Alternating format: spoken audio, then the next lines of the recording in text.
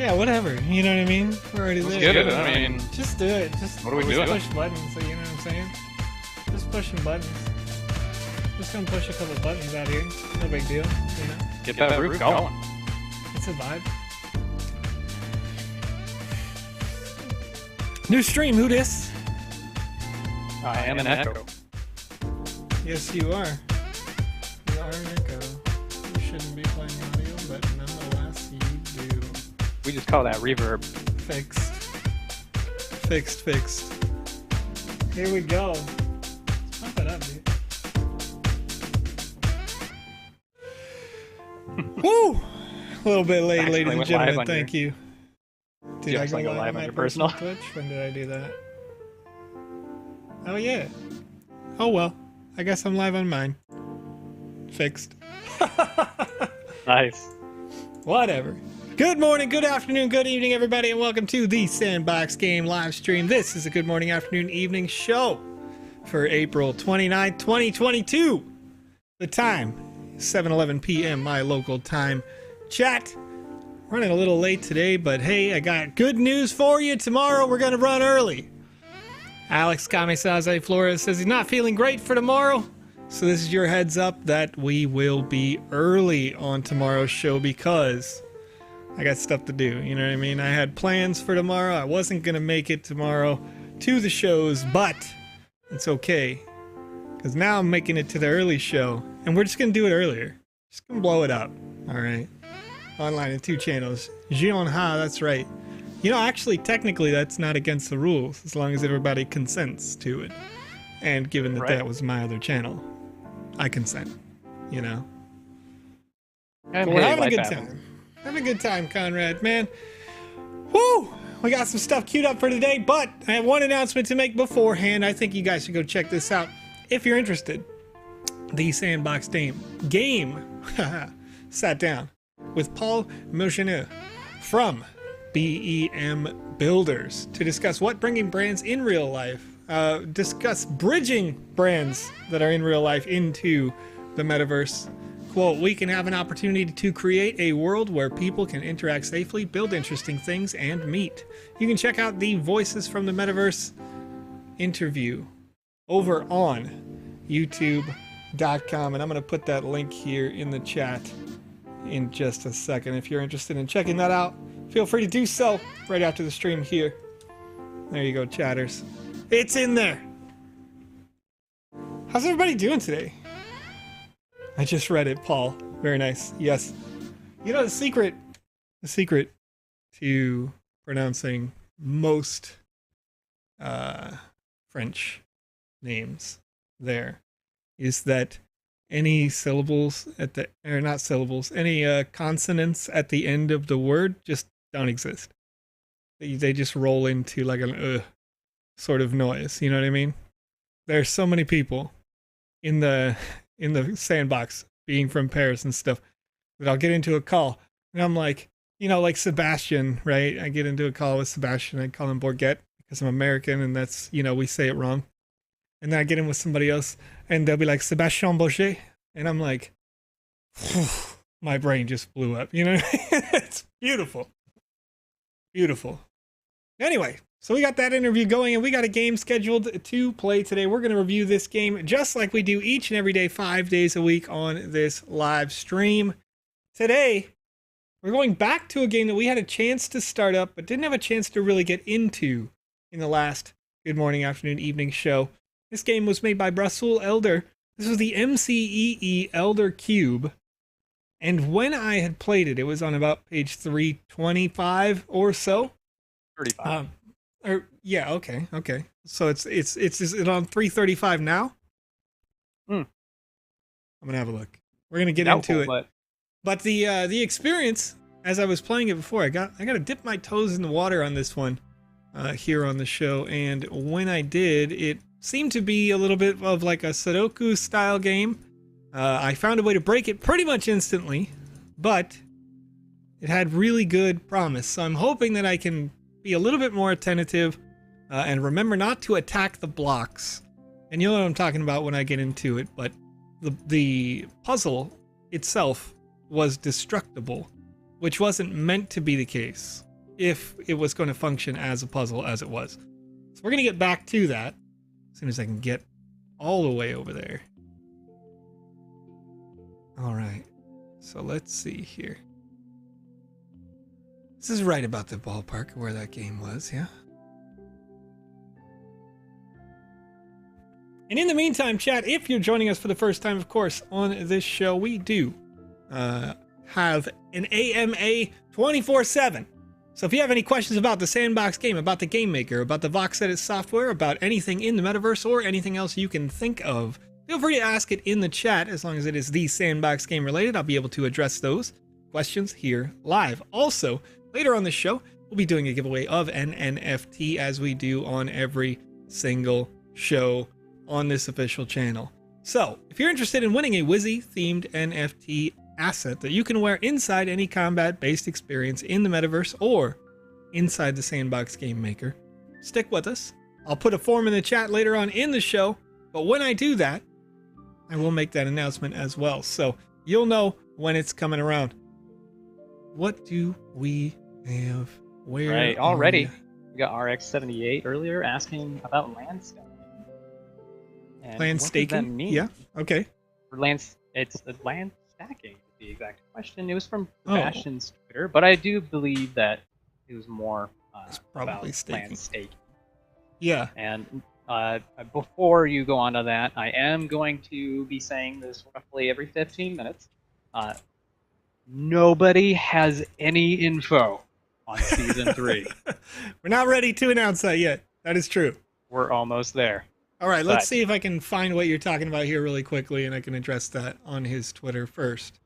And then I'm gonna quickly roll through to our chatters, yeah, Joe and I were a little late today. I didn't get to do my hair like I wanted to. I'm gonna take off my hat though. And Joe does have a little emo flip. It's true. Do you have an emo that's flip? all right. You could get it going. There it is. You almost got it. It's close. But Right? otherwise, Hair's not that long yet. While you're looking for that though, Joe. Sure. Yeah. And Boxer Mike wants to know about copyright in the Sandbox. He wants to make some Pikachus, but there's going to be some issues, right? Yes. So it's important to understand that whether you are a centralized platform or a decentralized platform, you are not excused from the law. So, in any case where there is copyright content, that copyright content is owned by the original creator.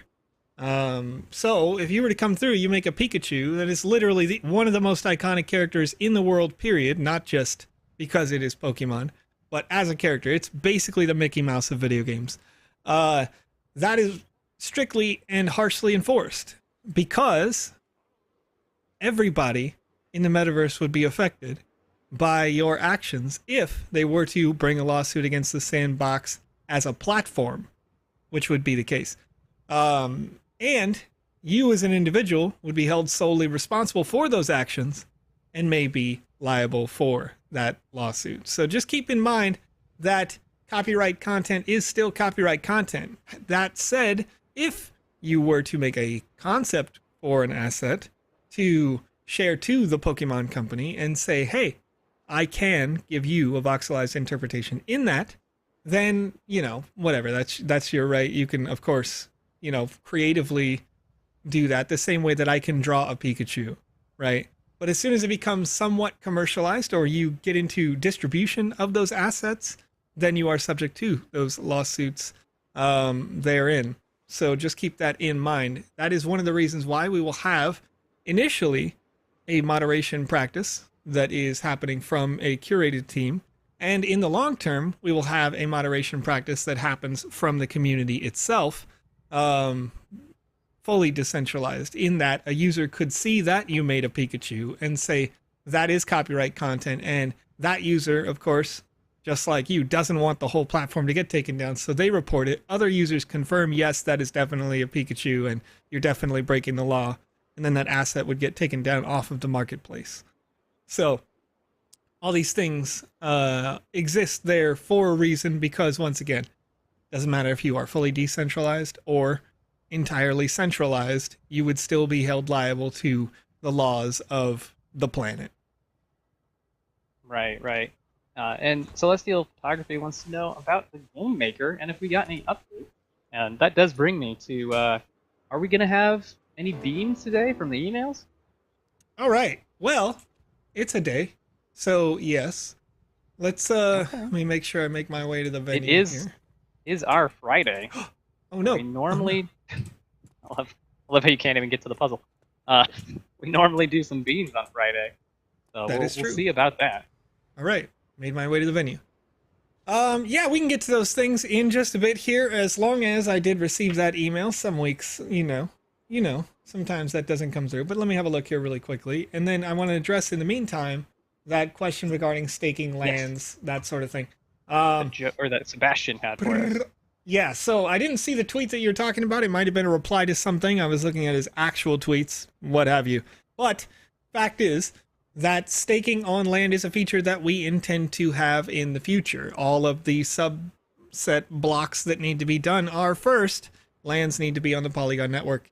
We are working on the steps right now to facilitate that, including automatic migration of all lands to the current version of the smart contract. Not everybody has that. Once that is done, and we are prepared to start to make that move over to Polygon with those lands. Once they are all there, then we have to have the Gems and Catalyst smart contract on that platform as well, where currently we have Gems and Catalyst on the Ethereum network. This is something that no user really knows anything about, right? Because it's only used for the internal artists at this time, or like special permissions folks, like partners and things like that have done that. So once those things are done, then you have the opportunity to once again have yet another new smart contract enabled that lets you stake in your land the sand token.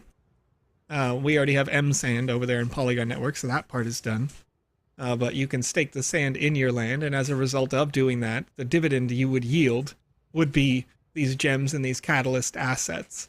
Then you can take the gem and catalyst assets and use them as an artist to mint assets on the marketplace. Which, yet again, that particular smart contract still on ETH needs to be moved to the Polygon network. But that's what it's all about. So if you see things about staking on land, that's the direction as it is today. Okay. And then Bravo's NFT has something to show us. I need that direct link, my friend. So many things shared at the Sandbox. If you end up wanting to share anything with us on Twitter or anything like that, you got to tag us directly at TheVisionX for Joe, and then at RadCondad myself. Yeah. Otherwise, while we're live, I am not going to search through all the thousands of people tagging Sandbox. Yeah, that does become a lot of work. Just keep in mind that, you know, I mean, Conrad is seeing this more now. Actually, when we were discussing it over dinner, what was it, yesterday or 2 days ago or whatever. Just last night we were. Yeah. Oh man, my phone was blowing up while we were sitting there. I'm learning Twitter is something that is a bit of a monster, and you gotta be able to clean it. Yeah, you gotta turn that little notification bell off and just see things and reply to people when you're there. Okay, so the puzzle number 1 here, I got 3 minutes to solve this puzzle. And essentially I'm looking at this board and I'm trying to find patterns and fill in the patterns. So what I see here as I'm looking at this is that the board is, or appears to be, backwards, right? It's a backwards version of this line up there, okay? And then it can't be 6372, I assume, as I'm getting to this particular thing, but the 6372 already filled here as well. So I'm looking at this and 5, 6, 7, nope, 5, nope. Okay, I want to go grab these cubes that are out here in the world, the individual floating cubes. Whoop. Wait, what? Oh, hey, what's up? Uh-oh. Well, I didn't die, so I got that going for me. Okay. Positive. So I've got this 6, and I'm going to go find where does the 6 go on the board and place it down. This isn't 6, this is a 9. Okay. So I have a 9 in this row, and it says 987654321. Cool. Yeah. 6-3. I want to know where the 9 goes, but I need to find it in the pattern. These are all 2s and 7s, all the way up here. It feels like this is kind of a throwaway section. 6, 7, 8, 9, 5. Okay, the 2 is here. AYZ, am I a bit quiet today? Unfortunately, I have to have noise canceling on at all times. I have a Chiweenie and a Chiorkawiwi that is a bit aggro sometimes, so I spare you from that. The doggos, yes. Okay, so supposedly we can't tag you on Twitter. I believe you can. Oh, right? You can definitely tag us on Twitter for sure, without a doubt. I get tags all day, and I see them. There we go. All day. Yes, okay, I'm trying to place this 9, and it's just not, it's not working out. It's not going in this space.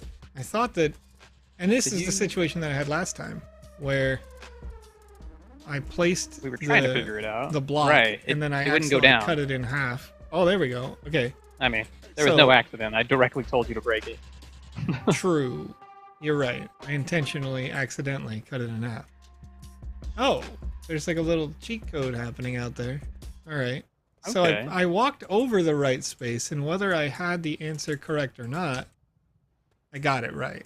Like, I didn't know it, but I just walked over it. So I think, let's see here. I just need to place it and hope, essentially. I do have a better mic on the way for next month. Don't worry. Oh, do you? My fade in and out won't be so much of an issue in the future. We'll get it down. But otherwise, chat is saying you can't repeat any numbers, so yeah. keep that in mind. So the interesting thing about this is the way that it's programmed right now. Like, I would like to see personally the as I'm playing it here. I want to see this actually be a little bit more skill-based play and a little bit less time-sensitive, because I'm looking at this and let's take my whole brain out of it. Watch. Here's what I'm gonna do. I'm gonna just say next. I'm gonna skip everything. I'm gonna go rush and grab these cubes and show you like the way that if this was an alpha season 3, then this game is just being like people just want to go and just get it over with. Right. They don't want to learn anything. You could see if I just spam it like that, boom, like I didn't even have to look at the puzzle. And when I initially first loaded it up the first time, right, I was thinking like, hey, this is a really cool puzzle and I want to play this puzzle, right? But I've got 3 minutes to figure out what the math is supposed to be. Otherwise, I ought to just walk up and do that, right? Just spam, where's another block? Doesn't really matter what the, where do I get the answers? Right, and we run into this, the ease of use and the quality of life here is a bit missing. Oh, okay. You just I don't know, I guess, I don't know, maybe it's because I was holding this block, but it looked like I could. And that structure in the middle is solving itself, or whatever, like filling up, which is a nice effect. I like that visual effect. I'm going to say that right now, but you enjoy that for sure. Yeah, you can totally just run on the air when you have a block. Okay. That's interesting. So I'm feeling like that would be glitch. I wouldn't call that a feature on any level there. Okay, and so this center structure is once again still filling out. I've got to climb this, I think. Wait, what? Oh? Okay, so here another bit right here. I look at this and I think to myself, there's no way I'm going to make this jump. And I jump and somehow I'm standing on nothing.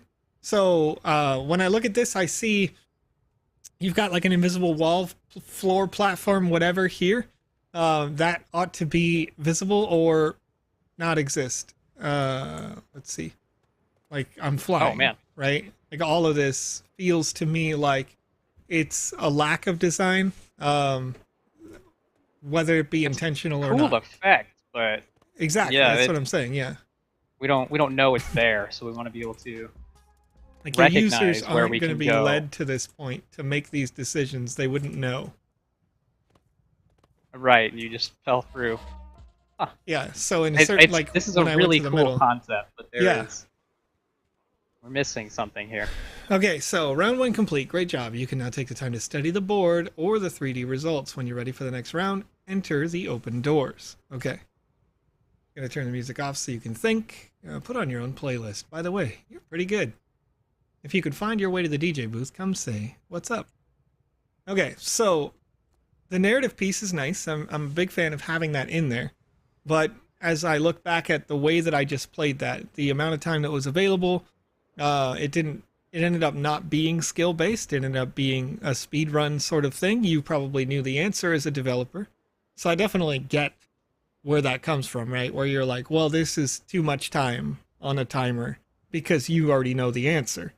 So hopefully you can see that as I played it right there wasn't enough time for me to be able to think about it because I only had roughly a minute left when I did it. And I basically had to have complete faith that jumping up here was, possible. That you weren't gonna die. Yeah, exactly. Oh. Okay, so here, okay, right, we've got this. Some of the to be fair, and credit to yep. Credit to Razul, the creator of this one. This is their first experience that they worked on. Yeah, and that's once again want to stress that as I'm saying these things, I'm not saying them as a point of criticism so much as a point of just direct feedback. When I'm thinking, I'm kind of thinking out loud. Advice. Yeah, and so as you talked about having them come over here and look at this cube. So when I'm looking at this cube, I'm assuming that in the next room, the information that I can pull off of this cube is going to be relevant in the next area.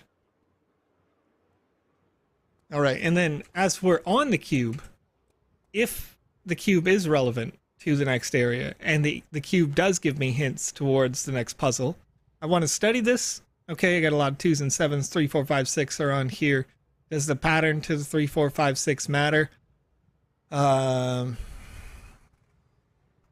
3, 6, 5 is how I would probably read that. If it does, I only own dogs. What happened? My cup says Cat Mama on it. I only own dogs. So anyways, as you were saying. Sorry, the blocks, the 4 and the 3 here. If this is something that I need to come and explore, the 4 and the 3 should have the collision turned on for this. Just so that I can come over here and it makes, physically just makes a little more sense. The same way that, the invisible platform that can allow you to get up there.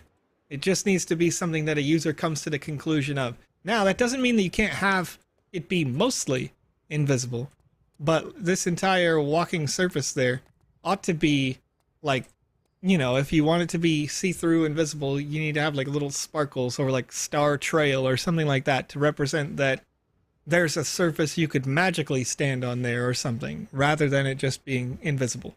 So anyway, looking at all those, looking at those things, I'm seeing the 3, 4, 6, 5, or no, 4, 3, 6, 5, and I'm assuming that that's gonna be a pattern that I can use in the next room.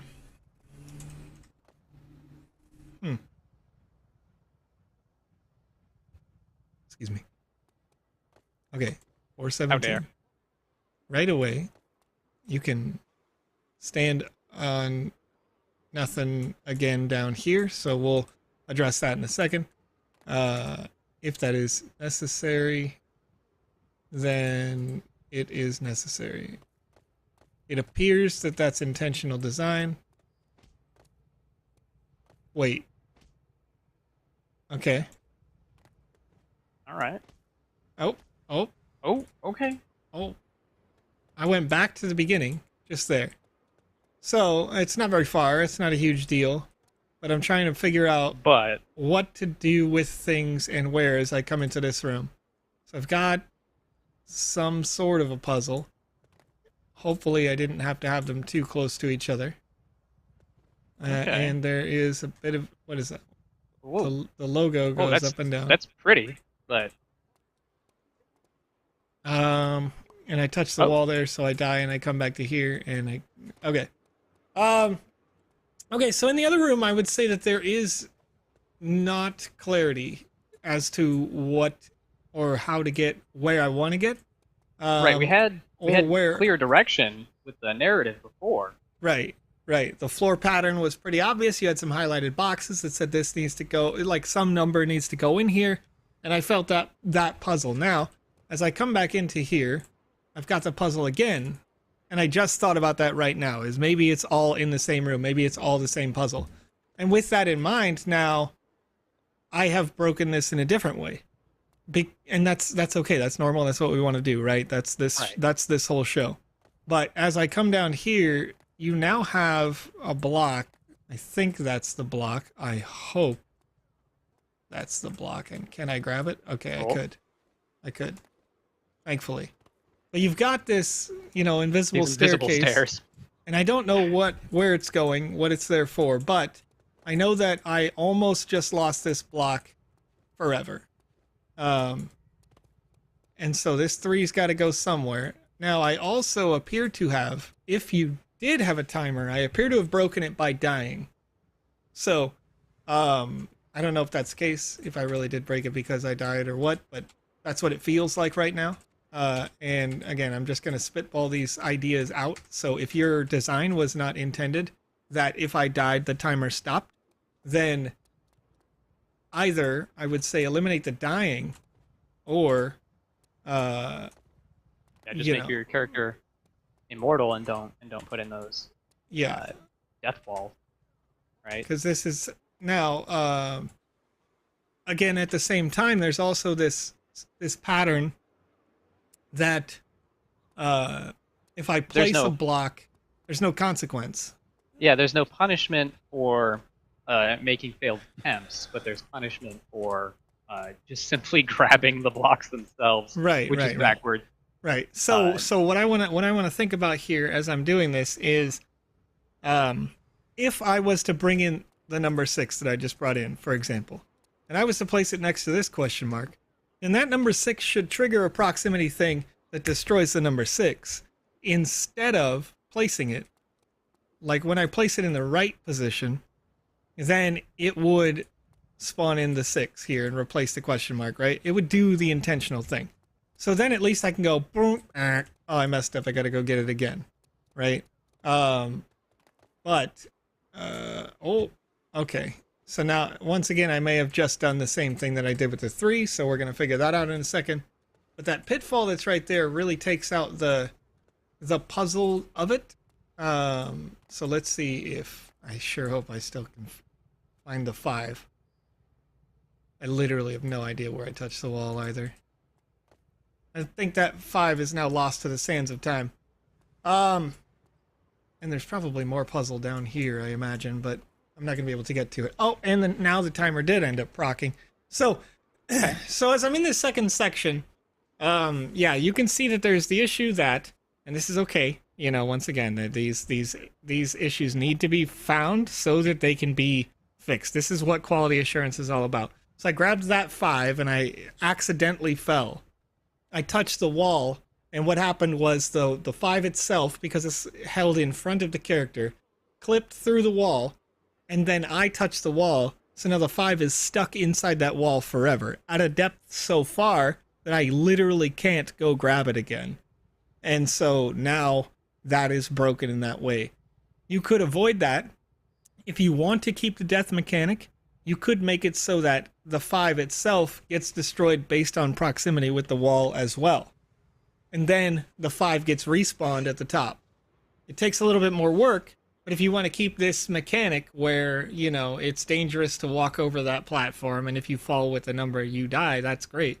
But you have to make sure that every time that the number isn't in that spot, that a new one gets respawned in that spot, but only when the number is not there. So that you can destroy those numbers and do those things. All right. Right. What you got, okay, Conrad? well, I'm seeing some comments here. We do got some questions coming in. For instance, ICV Ice wants to know, will draw distance limits be put in place for Season 3 to prevent issues like some users seen and missing parts experience in Season 2? Not for Season 3. That's a part of a major software update in the Game Maker, meaning you're waiting for a version 0.7 update. There's a chance that those two things happen at the same time, but I can't make a Okay. guarantee.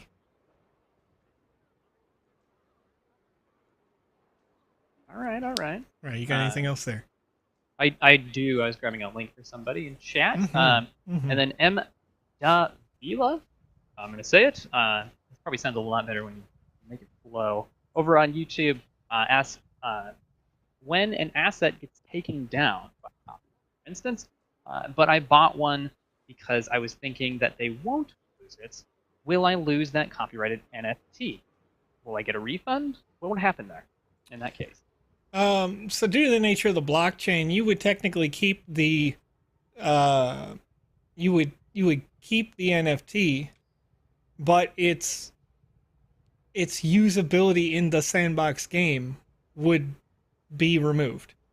So if you were to, let's say, create another game client, or on your own, then your NFT could still be a representation of that asset therein.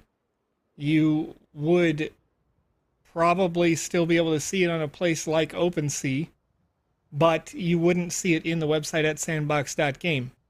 Now, that said, there can't be a refund, again, due to the nature of the blockchain, because it's not me selling it to you, right? It's not the Sandbox game selling it to you. It is that creator who stole those assets selling it illegally. And so you could attempt to request a refund from the person who made the asset illegally, but there's nothing certainly that the Sandbox would be able to do necessarily therein. You could, again, try to, take legal action or do whatever you want. But the best course of action is just to say, if the Pokemon company is not tweeting that they are releasing a series in partnership with a person, then don't buy a Pokemon asset on the marketplace, right? Don't buy Sonic the Hedgehog because Sega didn't say they were putting out a Sonic the Hedgehog thing or whatever. So yeah, just keep that in mind, that if you're feeling like, oh, well, Ryu from Street Fighter is here, and you didn't see a Street Fighter is coming to the Sandbox game announcement, then know that there's a chance that it could be taken down, and it's probably not a great idea to pick up that asset knowing that it is stolen intellectual property. And with that, AYZ wants to know about the Lambro. Sure. So, one thing to note... They were kind of skirting the line. Exactly. One thing to note is that with the nature of copyright law, making something that is similar but not the same, and parodying that something, is in almost every case fine. No, there's no enforcement to that nature. That's why when you watch a television show, you may see somebody who's like, oh, I bought a Pear phone last month. It's not an Apple. It's a Pear phone.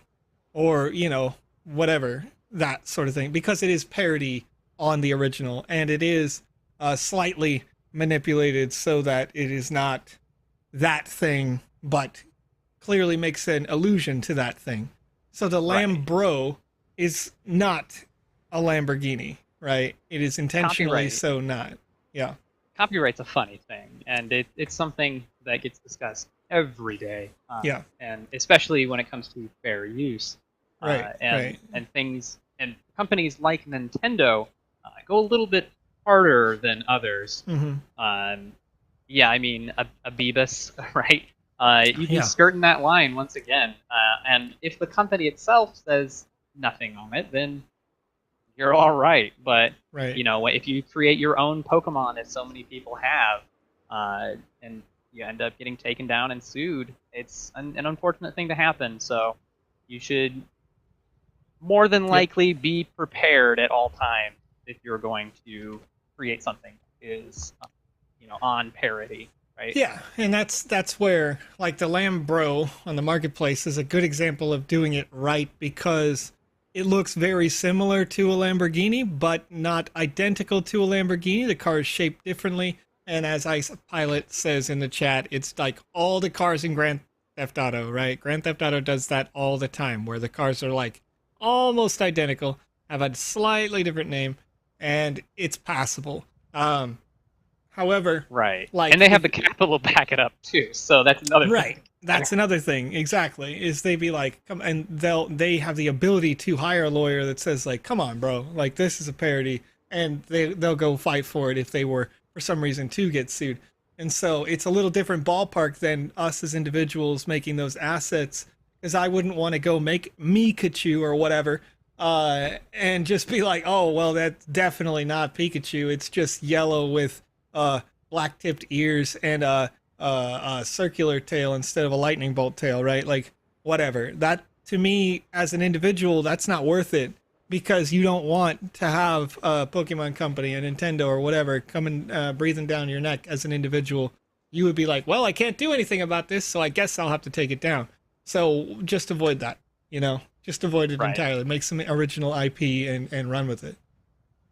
Yeah, I mean, hey, we got plenty of suggestions over on YouTube and Twitch on what you could call your cars. Okay, And once again, I'm skirt seeing that another line. good question here, Conrad. So I'm going to just address Don't it worry, before it even makes it to the script here. go for it. RevyD3 asks over on twitch.tv, hey, are there any plans to add a millisecond count on those minigames? Because, for example, there is a speedrun challenge on the glitch map, and it's down to milliseconds difference between players' time, but you can't actually see it on the screen, and it's kind of frustrating. I can say that Revy, it's important to understand that that contest isn't ours.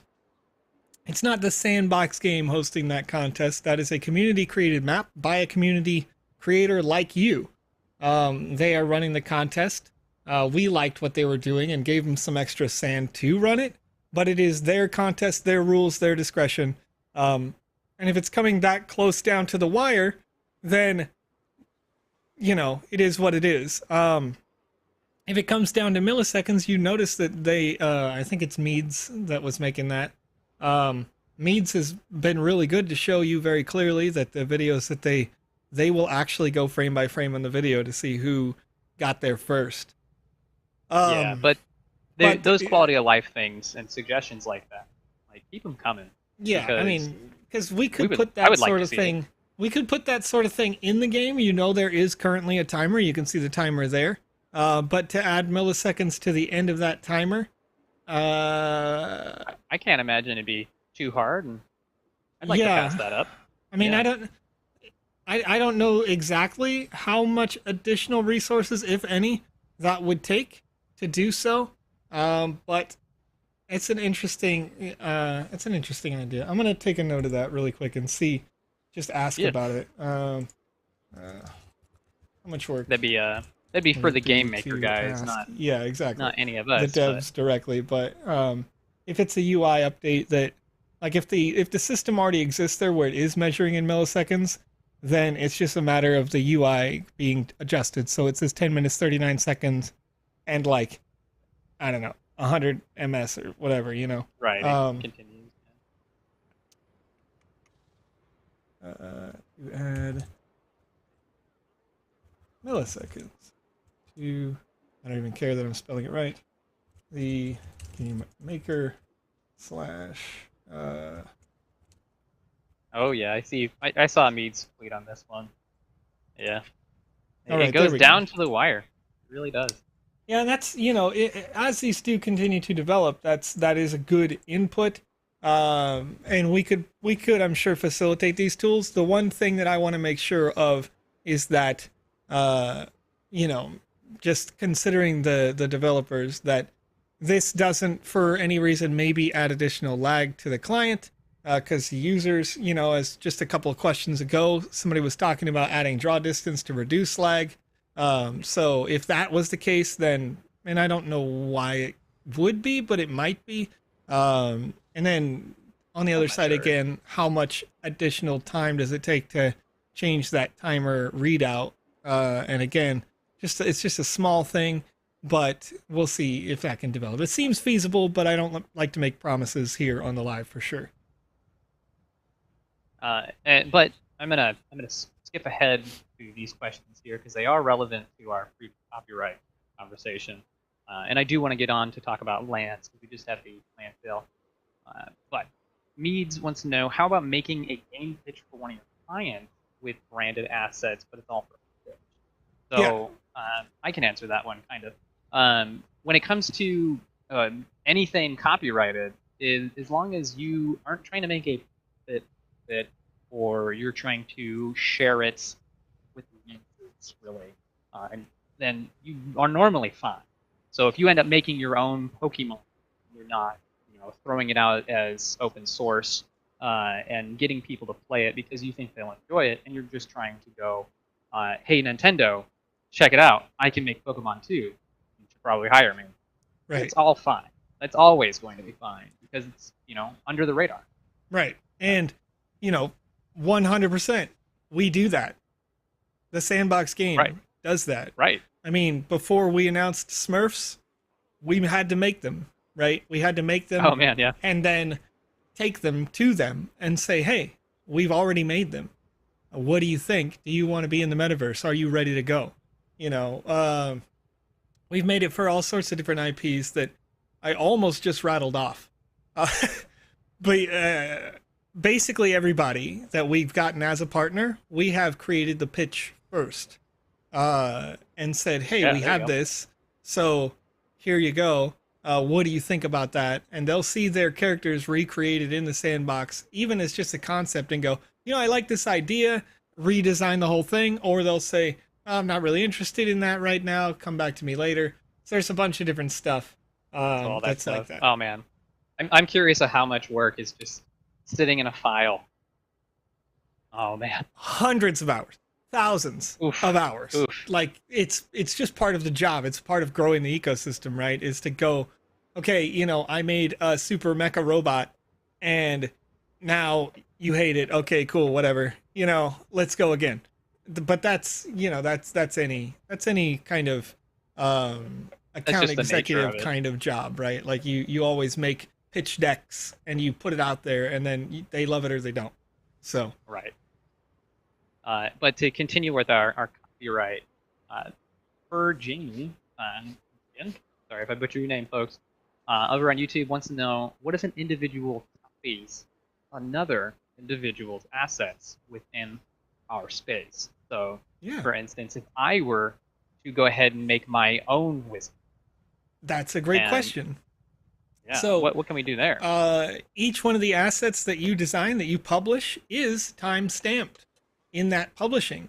It's quite easy for us to tell in the back end who made it first. Also, it's time-stamped on the blockchain if you minted it.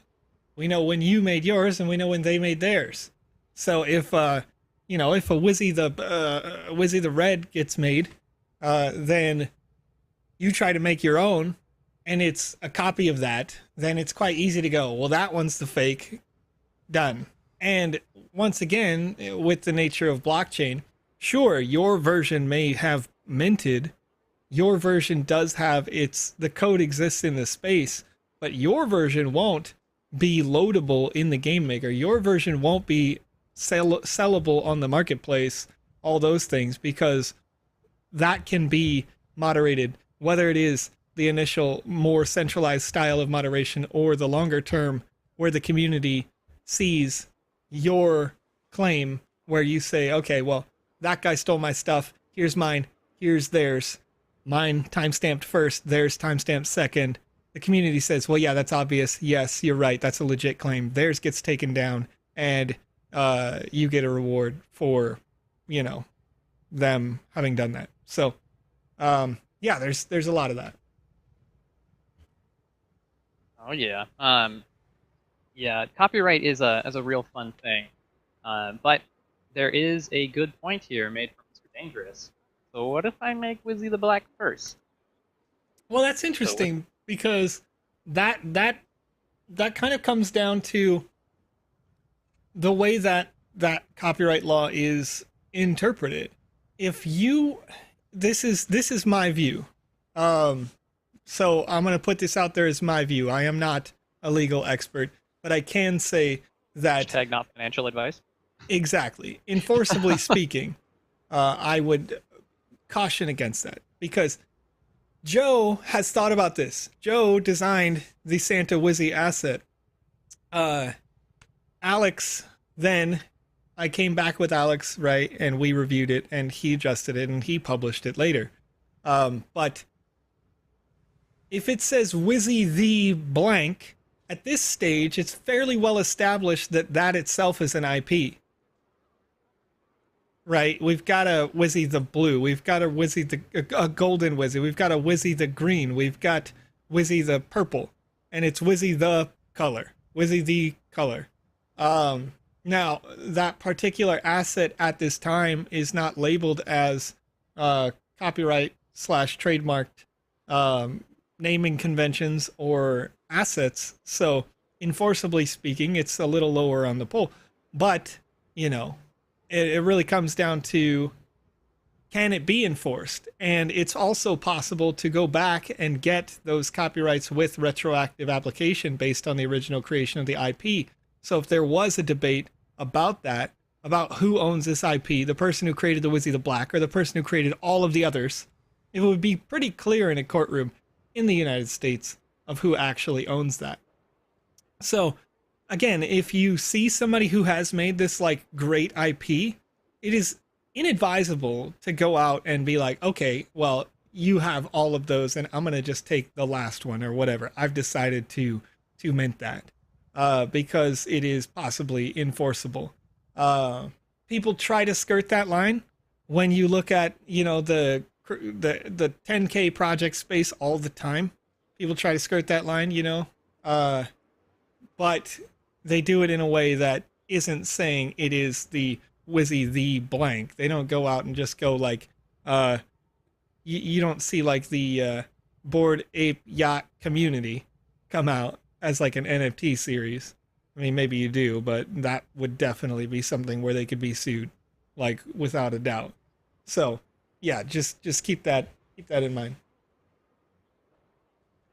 So Yashka is curious here. So there's a lot of things that fall under. I'm forgetting what it is. There's a Fair an use open is- domain. Oh yeah, yeah.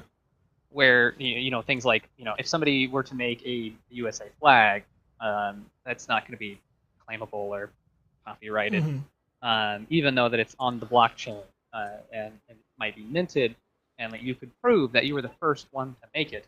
Yeah.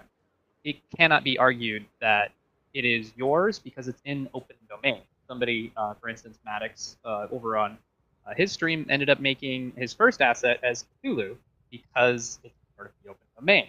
It's old enough, you know, like Greek gods and things like that. If I wanted to make my own set of mythology, it's not going to stop anybody else from also making those Greek gods as well. But if you create your own IP that is, you know, that it's your intellectual property, you can prove it's still within 20 years, all that fun stuff. Yeah. It's a weird line. Yeah, and that's the thing too. Like when you look back at, I mean, the comments that you're making, Yashik, they're not like, they're good questions for sure, but like you say, like it should be about if somebody makes a better Wizzy, they make a better Wizzy. That's an interesting comment, but the fact is that you're calling it Wizzy, and that's the defining line. That's the part that makes it that IP. If you said if someone makes a better wizard, they make a better wizard, that's a different thing, right? That's, you're making a wizard. You're not making Wizzy. Yeah, I mean, which is like, it's a branding thing too. So you have to. One of. Yeah. Oh, go ahead, Joe. No, yeah, it's good because Yashik also says that CoinMarketCap has their own Wizzy, and it's not. It's not Wizzy. It's a wizard. It's the same way that like Binance has the Wizard of Eratos, I think is what it's called. It's a wizard, but it's not Wizzy, and there is a clear, defined visual signature to a Wizzy asset that exists that makes it what it is. So. Yeah, I mean, for instance, one of my favorite games that I've played is called Monsters Sanctuary. It is straight up Pokemon, like without a doubt. They have their own Charizards and things like that, all that fun stuff, but they've changed it enough to where a company like Nintendo, the most notorious for copyright strikes and things like that, couldn't touch them. So it's just something to think about. Yeah, I mean, there's lots of games like that. Like animal catching games aren't owned by Pokemon, right? Like the the concept that you can go collect them all or whatever is not owned by Pokemon. So those things can be done, but you go out and you make, you make a Charmander in your game. Yeah. That's it. It's over. Ian Rooney's got me. If Digimon can do it, so can we. There we go. Yeah, I mean, I prefer Digimon over Pokemon, but so let's go ahead and move on to some of our questions to you. All right. And if you want to bring up another game here. Yeah, sure. Let's. I feel like let's go see. I think we've got some good. Yeah, some good footprint there. Let's see if I can find. It was on page 6 when it was requested, but that's a good 3 days ago now, so it's probably on like page 15 by now. But I'm gonna try to find hardest core parkour, which was requested in the last time that we got hardest core parkour and the 9A 7As. It ain't easy being green. Okay. I feel like I played that one before. It ain't easy being green. But maybe that's been adjusted. Maybe that's been changed. And Mirth, I believe the glitchy speed run ends on the 30th. Meads himself is here. He can confirm that for me. The person who's running that contest. There we go. Oh, this looks like it's going to be... that's going to be a nightmare. I'm going to die inside. If I remember right, this was made for the hardest of cores for the parkours. Okay. But I'm going to move on to some of my questions here. Sure. Vitifo over on Twitch, probably butchered that. Any comments about the huge estate sale from today's auction? 1.5 million. And this does go on to how do people get a part of those land sales? Because that was yesterday, I do believe.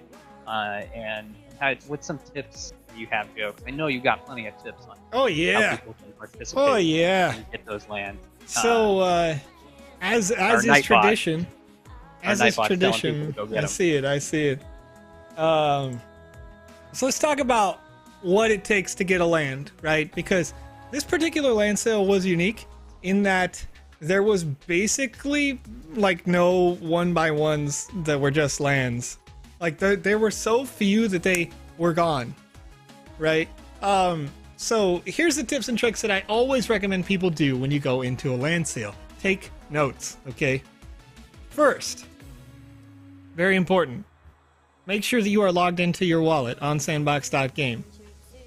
If you know you already are, load the website, yeah?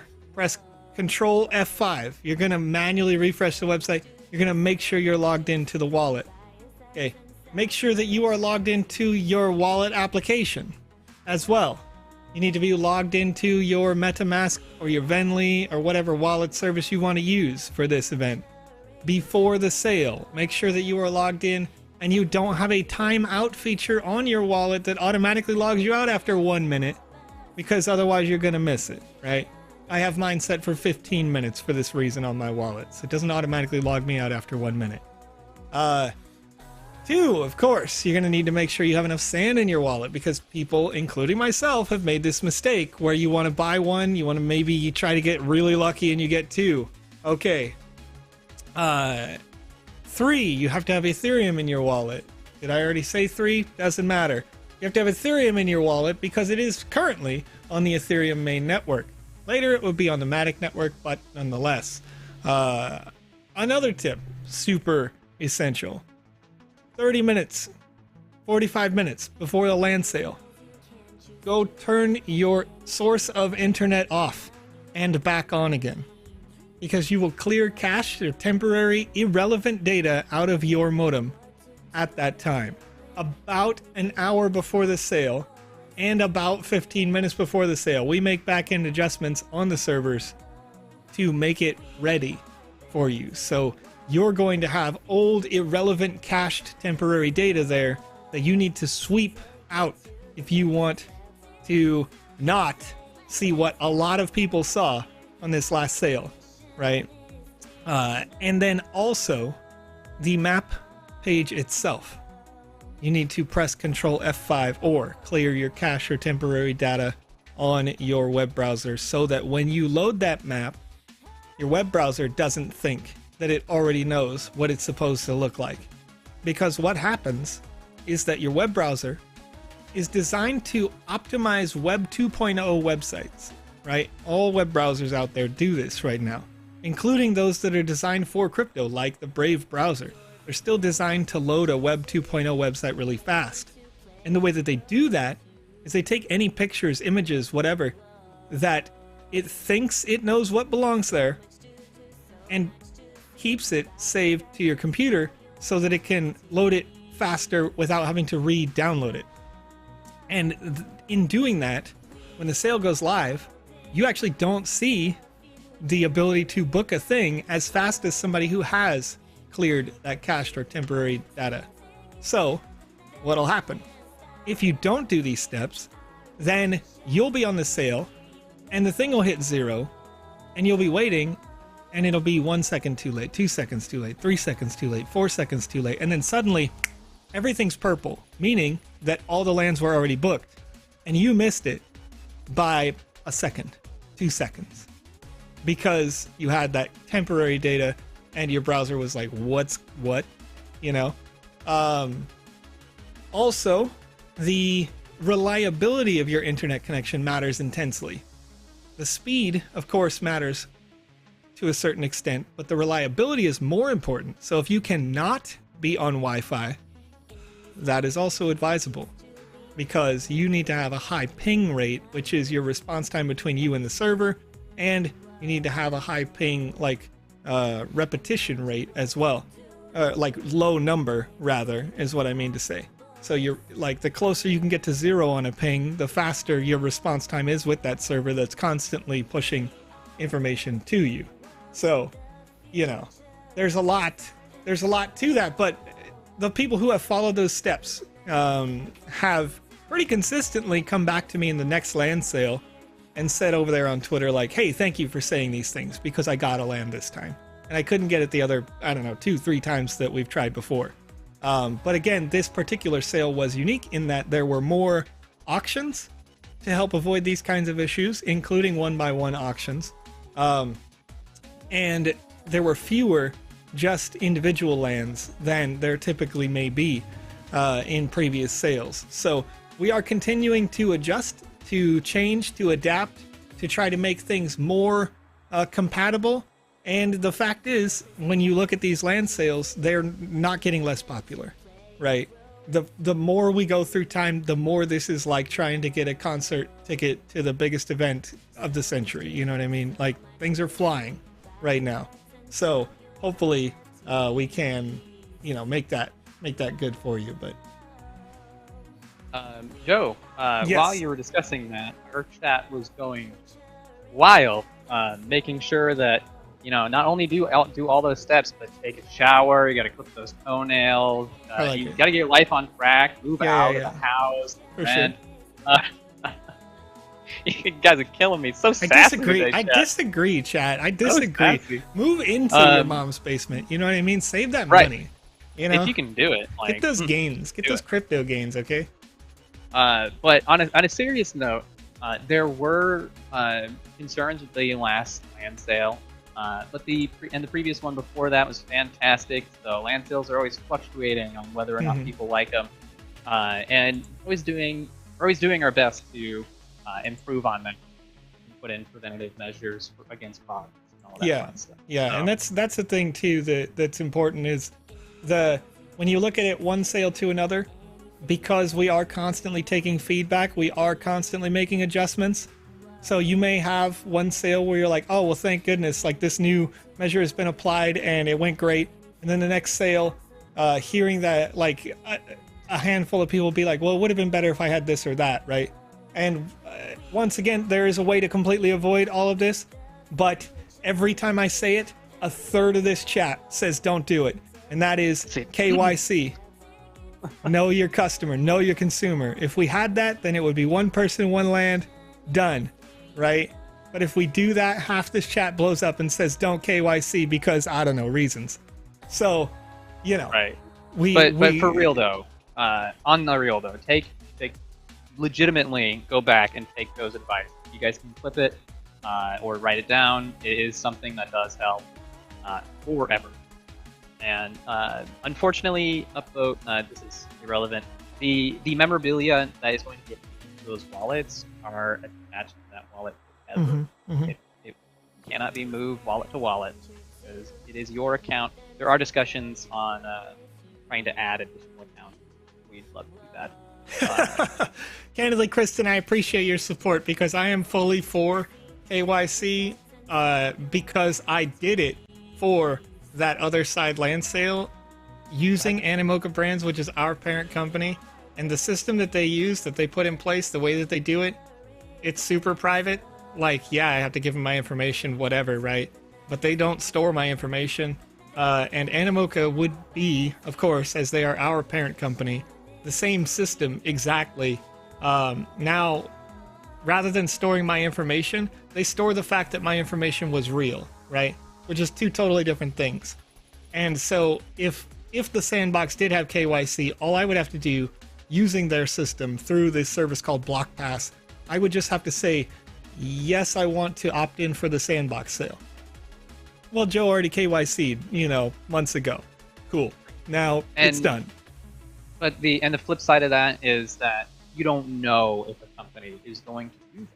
So it's hard for people that are concerned about their information to accept it as a hardline fact that they aren't holding on to your information. So that's where the argument starts, and it's a difficult one to have. So now, Fletcher, that's a good question, and I like this question, so I'm going to keep this conversation rolling here. They say, if they don't store your personal info, how does KYC stop multi-accounting? And that's the goal would, of course, be to stop multi-accounting, but at a certain stage, you highly pare that down when you do KYC, right? Because you're gonna get somebody. Well, first of all, you know what? I'm gonna leave my personal feelings out of that. You're gonna get less people who are inclined to think that they can go and take a picture of their passport on 4 different accounts, right? You're gonna get less people who are inclined to want to put that information up there because of that sense of, for lack of a better word, paranoia, right, about that. And in doing that, you're going to guarantee that more regular people who are only going to buy one land at a time are going to be in that space and doing that thing. So, and another thing too is we are still, despite the fact that the Sandbox has been doing this for a couple of years now, in these smaller sales. Oh, early. Exactly. It's all early. It's all new. We're all learning, building the frameworks that make it work. We may end up learning from what we see in this upcoming sale from that sister company in the other side. If it works magically for them, then maybe that's a subsystem and we could go to them and be like, hey, what did you do differently that we're doing? Here's what we're doing. Here's what you're doing. Let me see it, right? If it doesn't go well for them, then they may come to us and say, this went terribly and we've got another one to do in 6 months. What are you doing differently from us, right? Real quick, Joe. Yes. GW, there isn't any concern with having multiple wallets. It's just for the account itself, right? Like there are discussions, as I just said previously, we're trying to make it so you can actually have all your wallets in your Sandbox account. We would love to have things, quality of life measures, because currently memorabilia is on to whatever Sandbox account you have, because that is the one wallet. So discussions like that are being made, and Randuxy, he joked about it, but it is a legitimate concern that information in this day and age is a commodity, and your information specifically can be sold by these companies and whatnot, and it is a real concern for people that are against the KYC, and that's once again part of the argument. And it's a hard push and pull, give and take, and there's a lot of trust into a company that has a lot of pull. So and that's the thing is it is, we at the Sandbox have been firmly and are continuing to be firmly pure decentralization. The roadmap is and always has been, by the time we get to year 5, we have virtually nothing to do with how you run this metaverse, right? We're just a pile of servers and a couple of people running them at that point, right? So it is a different mindset. Now, as Fletcher had asked, y'all could store a hash value of the info that are submitted. That is the actual way that it is stored. It is a hash value of the info that is submitted. So that's not us though. Once again, that's BlockPass's direction. So that doesn't mean that that's something that we would do, but that means that, you know, we continue to explore these different options. You know, because and if I would love. Go ahead, Joe. Sorry. No, yeah, go. I was just going to say I would love to have my information personally, as Ian Rooney puts, in less places, because there's serious concern with hacking and whatnot. And I've had my identity stolen before. It's not fun. It's a hard thing to combat, and it's a weird time to be alive. So, and the Sandbox, we can definitely. I can definitely say they're fighting on the side of what measures can we do around other than just a simple KYC that can help combat against people trying to take advantage. So these conversations are being made. Yeah. All right, so let's see if I can not die, huh? A little. Yeah. And while you're trying the hardest of parkour, we can move on to a different idea and a different topic. Is, oh boy, our questions today are real good, and chat has gotten us our lovely chat. Man, okay, good chat. We have the best chat. Always do. See these regulars, good questions. But we are running down a time, and I would love to see a form. I can't believe. Yeah, I know it ran by really quick. We were 10 minutes late today. But even then, like, I haven't even realized that an hour has passed. We're doing so good. Oh, hey, question for you, Conrad. I'm going to put you on the spot, all right? You ready? Oh, yeah. Okay. You got me on the spot. 10 a.m. our time. Okay. Tomorrow. You want to start? Yeah, I was already planning on being with you. Okay. Because normally we start at 11. To help out. So, right. All right. But, so we're gonna do there's a thing happening tomorrow. So yes, there is a thing. So I was fully intending on letting Alex run the show, but Alex is feeling sick, and you know I gotta support. I'm in that Bored Ape community, so I got my friends over here coming up with some new stuff, and I'm planning on buying it. Hodel Hill asks if I'm going for other deeds, and you are absolutely right. I am. I KYC'd for that before April 1st, as was necessary, and I am definitely going to be there for every possible round.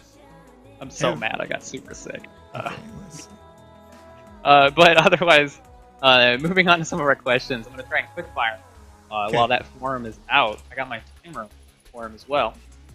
That way it doesn't stay up too long, because we've gotten requests for that.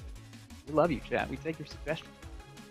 This game, Ace, is hardest core parkour, I believe.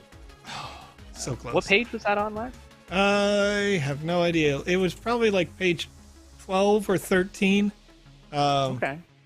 But it's pretty definitively, the screenshot is what you would expect. It's like a lot of lava on the ground and these highly colored blocks. Right.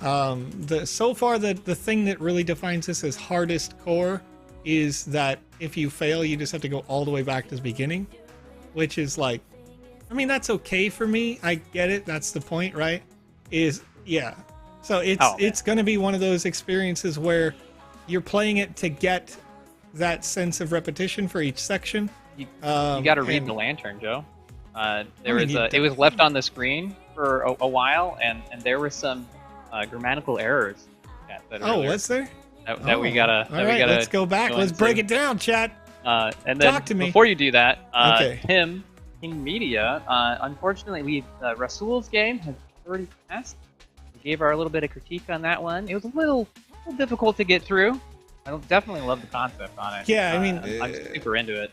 Quick but again, rundown. You can watch being his first game. You can watch it on VOD, but yeah, as a brand new game, it was interesting because it was something different. It was a puzzle game. but unfortunately, it was possible for us and actually kind of incentivized for us to speedrun it and ignore the puzzle aspects of it. So that could be an adjustment that would be made. And then it was also possible to die and lose components that you needed to be able to play the puzzle, which could again be adjusted. So some interesting things about it. But go check it out if you want to see the feedback on that. I think it's a great concept. It just needs a little bit of development to get there. Yeah, and if you guys want to play it, it was MC Elder Cube. What did that lantern say? You know what? I totally ignored it, and I want to do the parkour part. All right, I'll let you go. Just know that Joe is super critical of that. Oh yeah. Okay, so here we go. Let's go because I died. This is the not a hardest parkour. Capitalized hardest in parkour. I happen to like pronouns capitalized when it is the title of the game.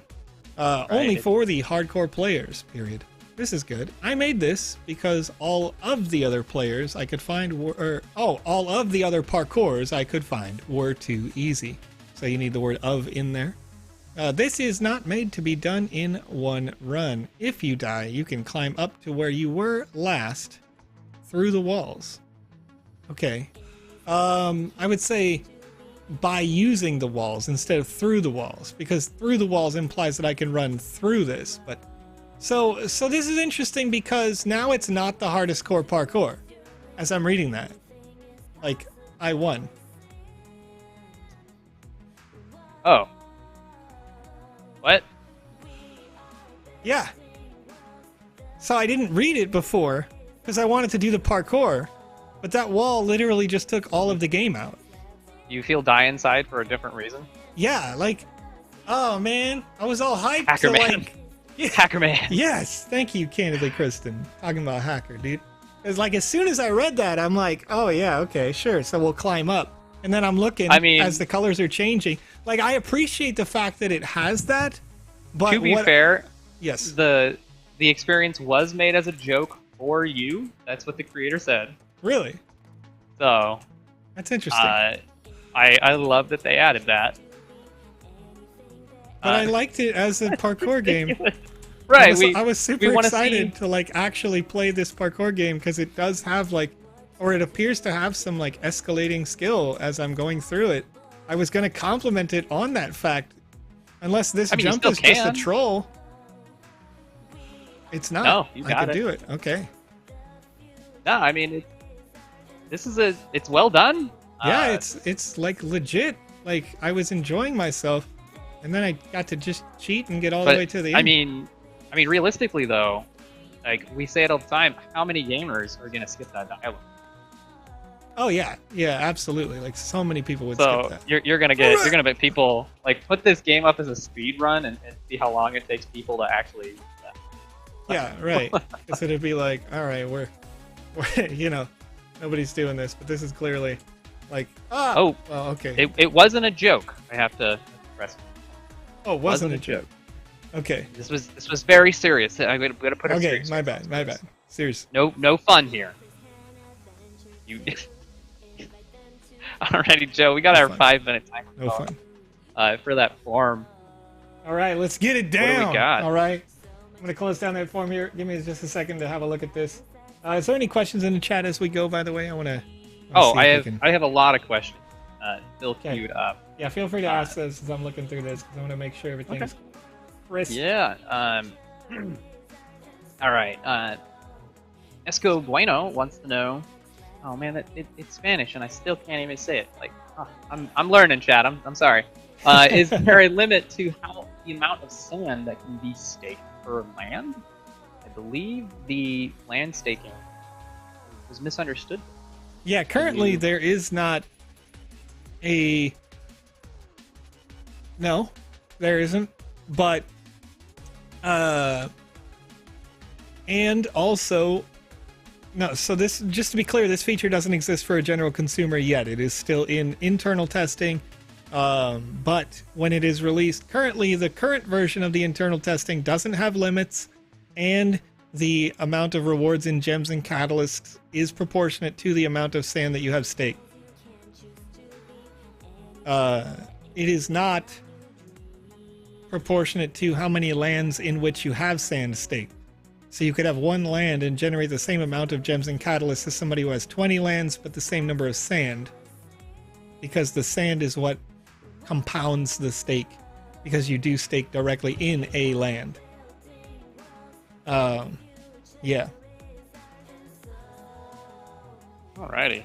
And then Liz, this is one that I need to go back and watch. Liz over on YouTube pointed this out earlier, and I need to go watch this talk. But says, I joined Sebastian's Twitter talk. I heard someone said that season 3 on June. Is that confirmed? No. Okay. Right now, there's 0 information on season 3. I need to go listen to that talk to see if somebody did try and confirm it, and if they did. Here's what I'll say. I'll tell you right now because I know the dates right here, but I can't say them. There are definitive dates? There are hard dates already, but you got beats. Yes, I've known. I have known. You can't have them. I want them. I know. I'm hungry. Everybody, the chat wants Feed me. The thing is that, once again, as I've said before, it's more important to have a fully functional, high-quality product than it is for us to say today it's definitely coming out on date, right? So if we got your feedback, right? We finished Alpha Season 2. We took that feedback. We were already building some new experiences that we intended to have. Okay. Here's what I can tell you right now. Without any big spilled beans. Pretty big though. The next season of content will be between 4 and 6 weeks long. Oh. So. Okay. Bigger than season 3 or 2. Bigger than season 2. And with that in mind, once again, the dates. In the last season, we had 1 or 2 different experiences where we had to adjust the dates because we did that thing where we had the stuff and we said we're coming out on this date and everybody said it's probably going to be done by then. So we want to avoid that and make sure things are definitely done, definitely clean. We want less of the situations where if we do have a Game Maker Fund thing come in or whatever, that somebody says, well, this doesn't work or that doesn't work. So we have to continue to ramp up QA and add more different people into that conversation all the time to make sure that when we do come out with that it's as good as it possibly can be, because the worst thing you can do is release something that sucks. You know, Joe, I don't know about you, but do you want to run this a little bit later? I know our lovelies didn't see us last night. So, man, I'm down. I don't care. We got so we time. can answer a lot of these questions. Yeah, absolutely. So I'm gonna keep trying to parkour in the meantime. Okay, so I do want to go back to our friends of Flip Yo Crypto, wonderful name. I can actually read it. Over on YouTube, it says, "Wait, did you say we can stake sand in our land now?" Not yet. So there we go. Soon. Not yet. There we go. And okay, back to my actual question sheet here. Plasm Gaming, I believe I said that right. Sounds good. I'm gonna try. It sounds cool. I like it. I'm into it. Good brand. Says I have assets. Avatar, Snoop Dogg, Wizzies. Oh my goodness, I can't speak. I have assets. Avatar, Snoop, and Wizzy, and am staking sand. But I don't have land because the price is so high. Is there a solution to get land at a reasonable price? So the land was set its price based on sand. If you have sand and you would like to see the future of sand tokens, price very likely continue on its long-term trend of up, then the system that we have in place right now is the best method for that.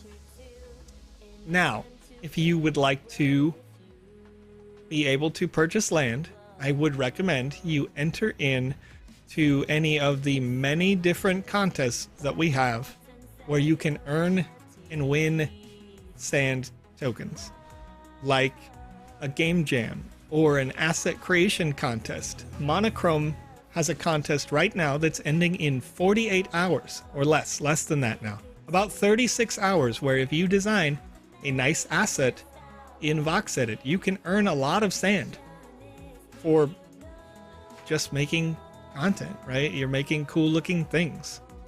So learn the skills that make the sandbox run, create with VoxEdit, create in the game maker, and then when you see these contests, you can earn a lot of sand and go buy those lands that you want. Okay, so really quickly, I want to, depending on... who's our winner? Oh, well, yeah, I've got that as well, but depending on the outlook of the designer of this particular level, I might recommend making it so that if you stand on one of these base color platforms, that you just move the respawn point to that place. And if you don't know how to do that, I recommend go check out a YouTube tutorial on it from many creators that have worked on something like this, so that you don't have to have this ladder that takes you to the top that allows you to finish it super fast. Or if you want it to be the hardest of core parkour, then leave the spawn point where it is and get rid of that wall entirely, because I think it takes away from that. Yeah. Oh, go ahead. And it takes away. It just takes away from the concept of this is the hardest of core, right? Okay. Oh, Fletcher's the dev. Yeah. Oh, okay. Right over my head, Fletcher. My bad. I think this is pretty cool. But alrighty. So I'm not pandering. The chat wants to know any info that we have concerning season 3 and those games. Like, is Meta Dungeon coming back? Are we getting any of that? Because apparently you know. I didn't know you know, and you do it. Can you release any of that info? Some experiences will return. Just like in season 1 into season 2, some experiences returned for season 2 that were in season 1, but they were changed. That will be the case again. I love how chat is always so divided on whether or not they want more. Well, that's the thing, is like, Meta Dungeon ended up being kind of like this parkour competition right here, where at a certain point it was about going in and doing it again and again and learning those jumps and those things. And some people like that. Some people love that, like, Dark Souls level, I'm going to describe it as torture. I don't want to play Dark Souls. Get me out of here. But some people love that. They want to go get that, like, pure skill-based play. And I'm like, nah, dude. Like, I like repetition. I definitely play better with practice. But at the same time, at a certain point, it's just like, I got to go. I got to get the heck out of here. For me. Right. That's me. I mean, I'm a glutton for punishment. Dark Souls isn't hard enough anymore. I have to do, various roguelites where when you die, the progress you made is minimal. So, yeah. Like, for instance, Hades. I'll add to that. My favorite games. I'm working on my heats right now. It's fantastic. It's not for everybody. Dang it! I did it again. There it is. End of the Christmas. Checkpoints I gotta get dope here. Yeah, hashtag. Yeah, checkpoints would just save you time, right? Like, and the thing is that, okay, this is what I would actually recommend. This is legit. Fletcher Cobb, you're the dev. So we talked about checkpoints. Make checkpoints possible, but at the very beginning when you first start the game, ask the user what they want to do. Practice mode or the real thing, right? If you choose practice mode, you get checkpoints and you don't get this wall. If you do the real thing, once again, you don't get this wall, but you also don't get checkpoints. Okay. So then you allow your users to respawn on the white platform as many times as they need to learn the white section. And then the same with the yellow section and so on, right? And then you can get into the real gamers that are speedrunning this. The real mode would be what you'd be able to run a competition on and say like, hey, the fastest person to complete the real mode gets whatever amount of sand, because so far the actual parkour is quite good. It's clearly skill based. You can tell because I'm awful at it. You know what I mean? You can just take it and have fun with it. Then making sure that people are not doing what I do and just fall off a cliff, and you'll get some really cool videos of people completing it in probably like 2 minutes or something, whereas you'll see Joe complete it in 27 minutes. Which is always a great time. Feel that die inside. Absolutely. Candy Christian does give us the suggestion. Don't give out those. Don't give any alpha passes until the end of the season. That way we don't have people trying to do those stands like that, even for weekly winners. So, I don't know. That's interesting. That's a good suggestion. That's a good suggestion. Yeah, I like it personally. I don't know if I'm not in that meeting yet, but if I get into that meeting, that may be something to suggest, is just to purely have that one raffle day. One thing that I can say is at this time, and this may change, everything is subject to change as it goes. Right now, we intend to not have a... oh, hey, I made it to the yellow tile. We intend to not have a space where you need a pass to be in. We did that with just one space in the last season, and still people were not a huge fan, so we're not doing it. Not doing that this time. All right. Nice, Sparky. I'll see you in 10 hours. Hey! And Mike, over on YouTube, don't worry, Mike. Do you see your question? Did you see it in the queue? Wants to know, will Sand go to Coinbase? Oh. Oh no. Oh, cool. How are you gonna make me do it? He's teaching you, Fletcher. That's a good, excellent job. I'm gonna commend you on that one. Yes. You get your users to more and more difficult challenges, and then you immediately told them a pro tip in the sandbox. Yes. I agree that was a really good thing. I read it and I was like, oh no, I'm not good at this. I need to get good. It just like. But it was enough just because saying what's coming. Exactly. Which is Doom is here. Once again, that's a beautiful thing. I guess maybe one other thing that I would leave here is that tip needs to only be in the practice mode if you do apply that.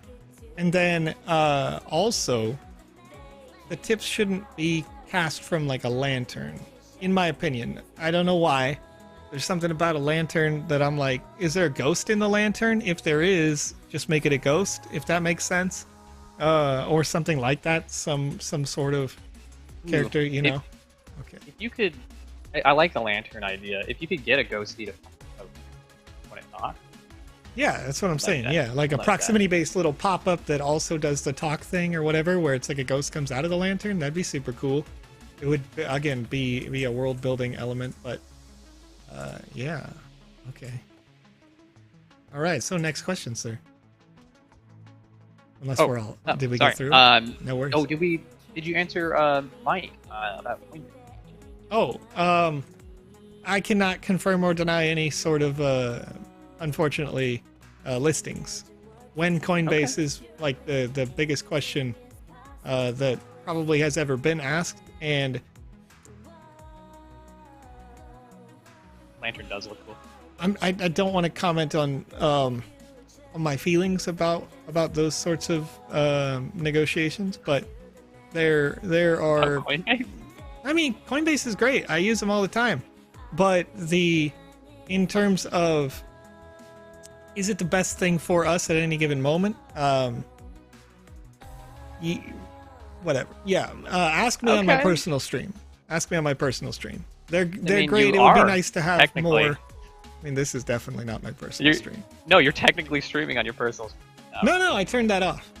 Oh, you did? Okay. Yeah. Yeah. Okay, so I have a hard time with this one. What I would say, I think what you ought to do for this, and this is just me probably being selfish here, is right here, put the lantern that makes me learn how to click jump. Because I'm not figuring it out on that tile, and it's taking me forever to get to that tile, just so that I could fail again, if that makes sense. Like, I want to learn my tutorial over there, so that I could climb up to the thing and have to learn the click jump. Okay, I gotta be running. Yep, yeah. So I haven't learned this yet. I've never learned how to do this. So this, I mean, it's really good, and thank you for that, for leaving the tip there. But I would definitely like it right here and just make this jump harder.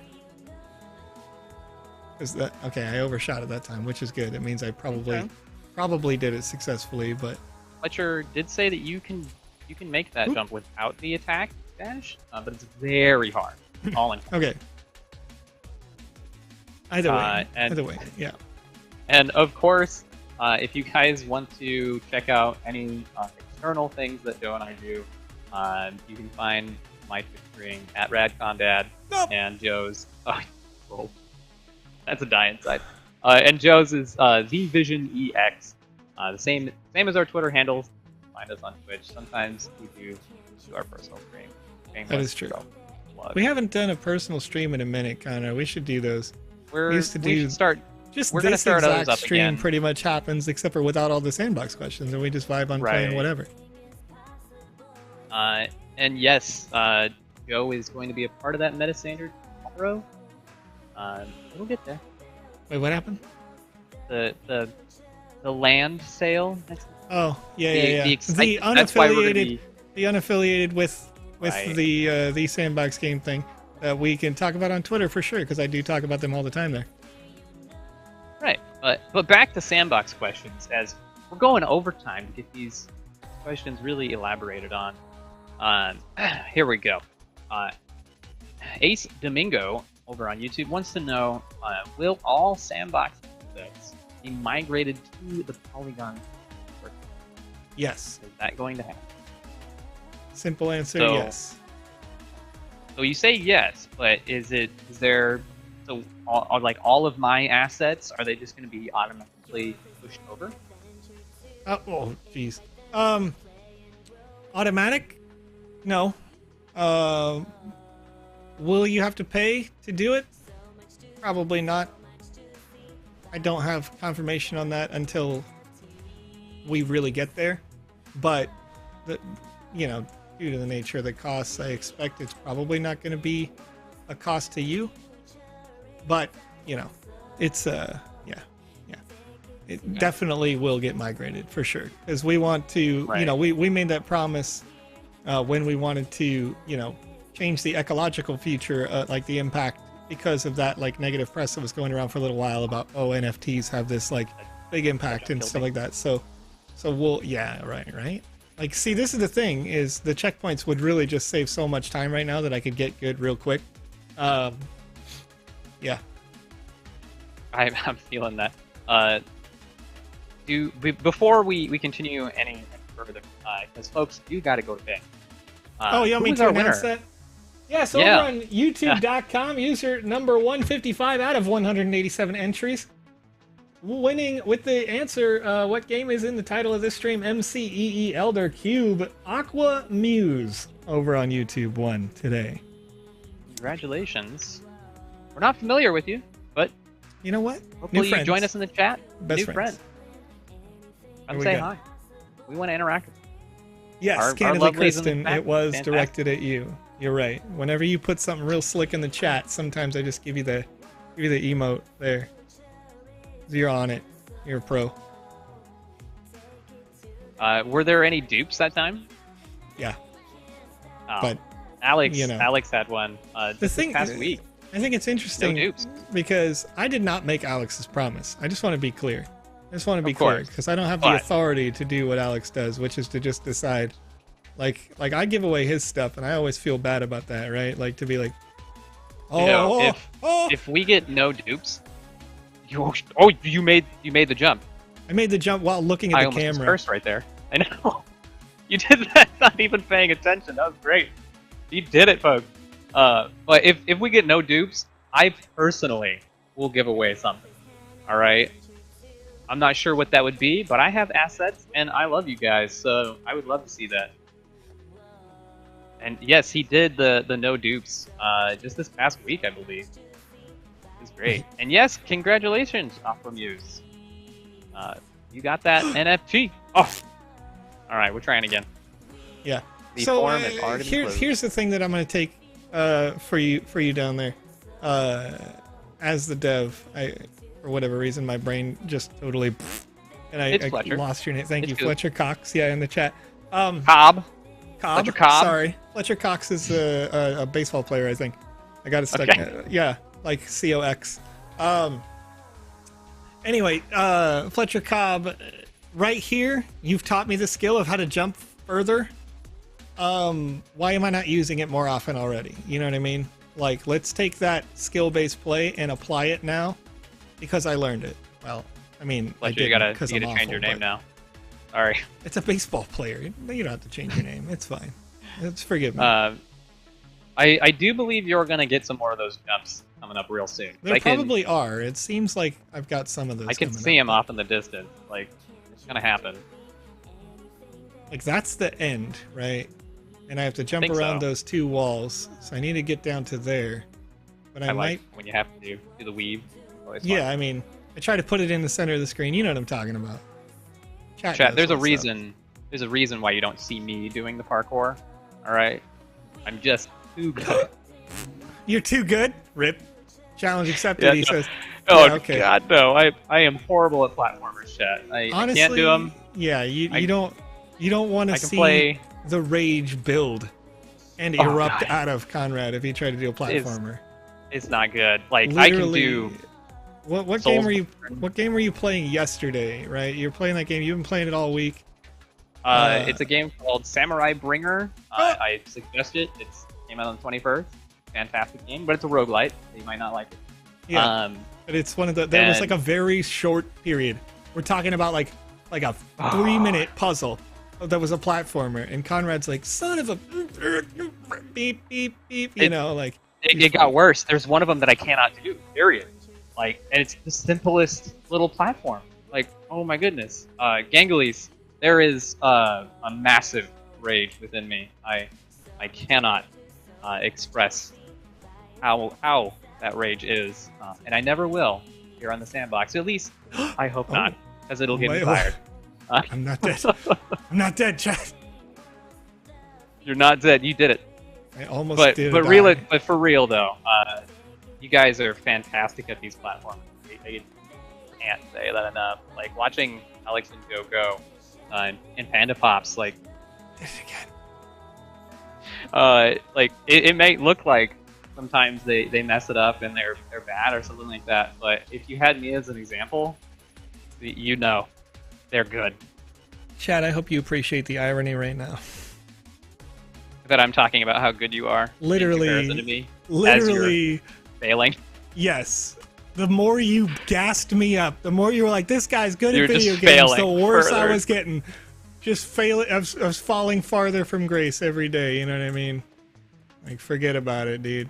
Oh man. But for real though, I can do. I love me. Good card games, roguelites, all that fun stuff. I can play. I've got platinums on the Dark Souls, all that stuff. But platformers, can't do it. Can't do the Marios. I can't do the Sonics, any of that stuff. I can't do.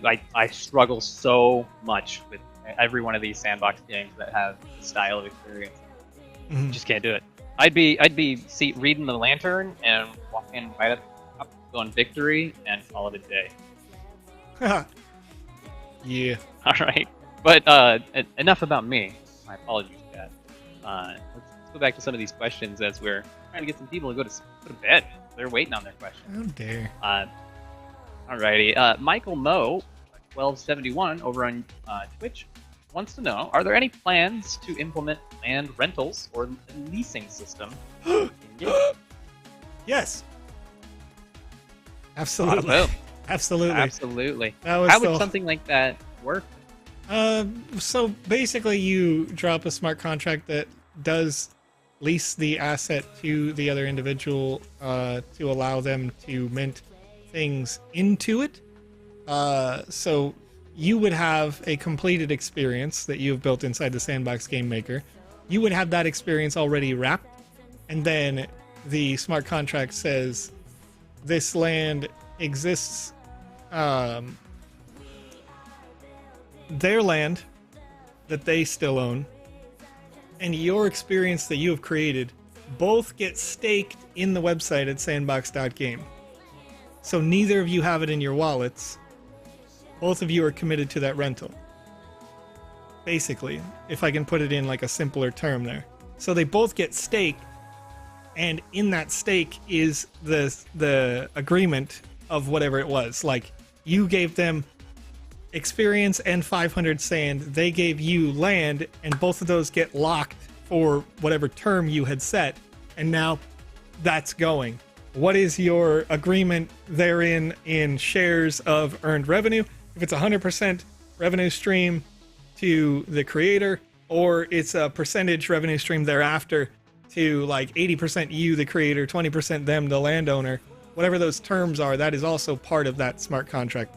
Now, all that being said, that's still a ways off, but that is the idea. Who owns that contract, though? The smart contract is agreed upon by both parties. Neither one of you is holding the asset at that time, as you are staking it in the sandbox for that duration as the, middle proprietor, right? Because you're not going to be able to... Typically, as a landowner, what you would do is you would do kind of the same process, but you could unlock, just like right now, when you stake sand, you could pull it out at any time. But when you do a rental agreement or what have you, a leasing agreement on your land, you have a committed period that it is locked. So in the same mindset right now, there is like an automatic lock for every one of these land sales for the sand that is earned in those land sales. It gets locked up for a period already predetermined in that smart contract, where we as the sandbox can't use it, reuse it, trade it, whatever, for the purposes of running the operation for 6 months to a certain percentage and 12 months to another percentage, and it's built into that automatically. The same thing would be true for your land rental agreement or whatever, that you are both agreeing to lock away this asset for the term of, and then when you execute that smart contract, like the number of sand that you agreed upon for the rental would go to the person who had the land in immediate execution, and then any potential earned revenue on that duration, depending on the agreement, would go to the landowner / game creator as per your terms. It's pretty complex in terms of the UI, and of course the smart contract, but that's the system. The landowner still owns the land.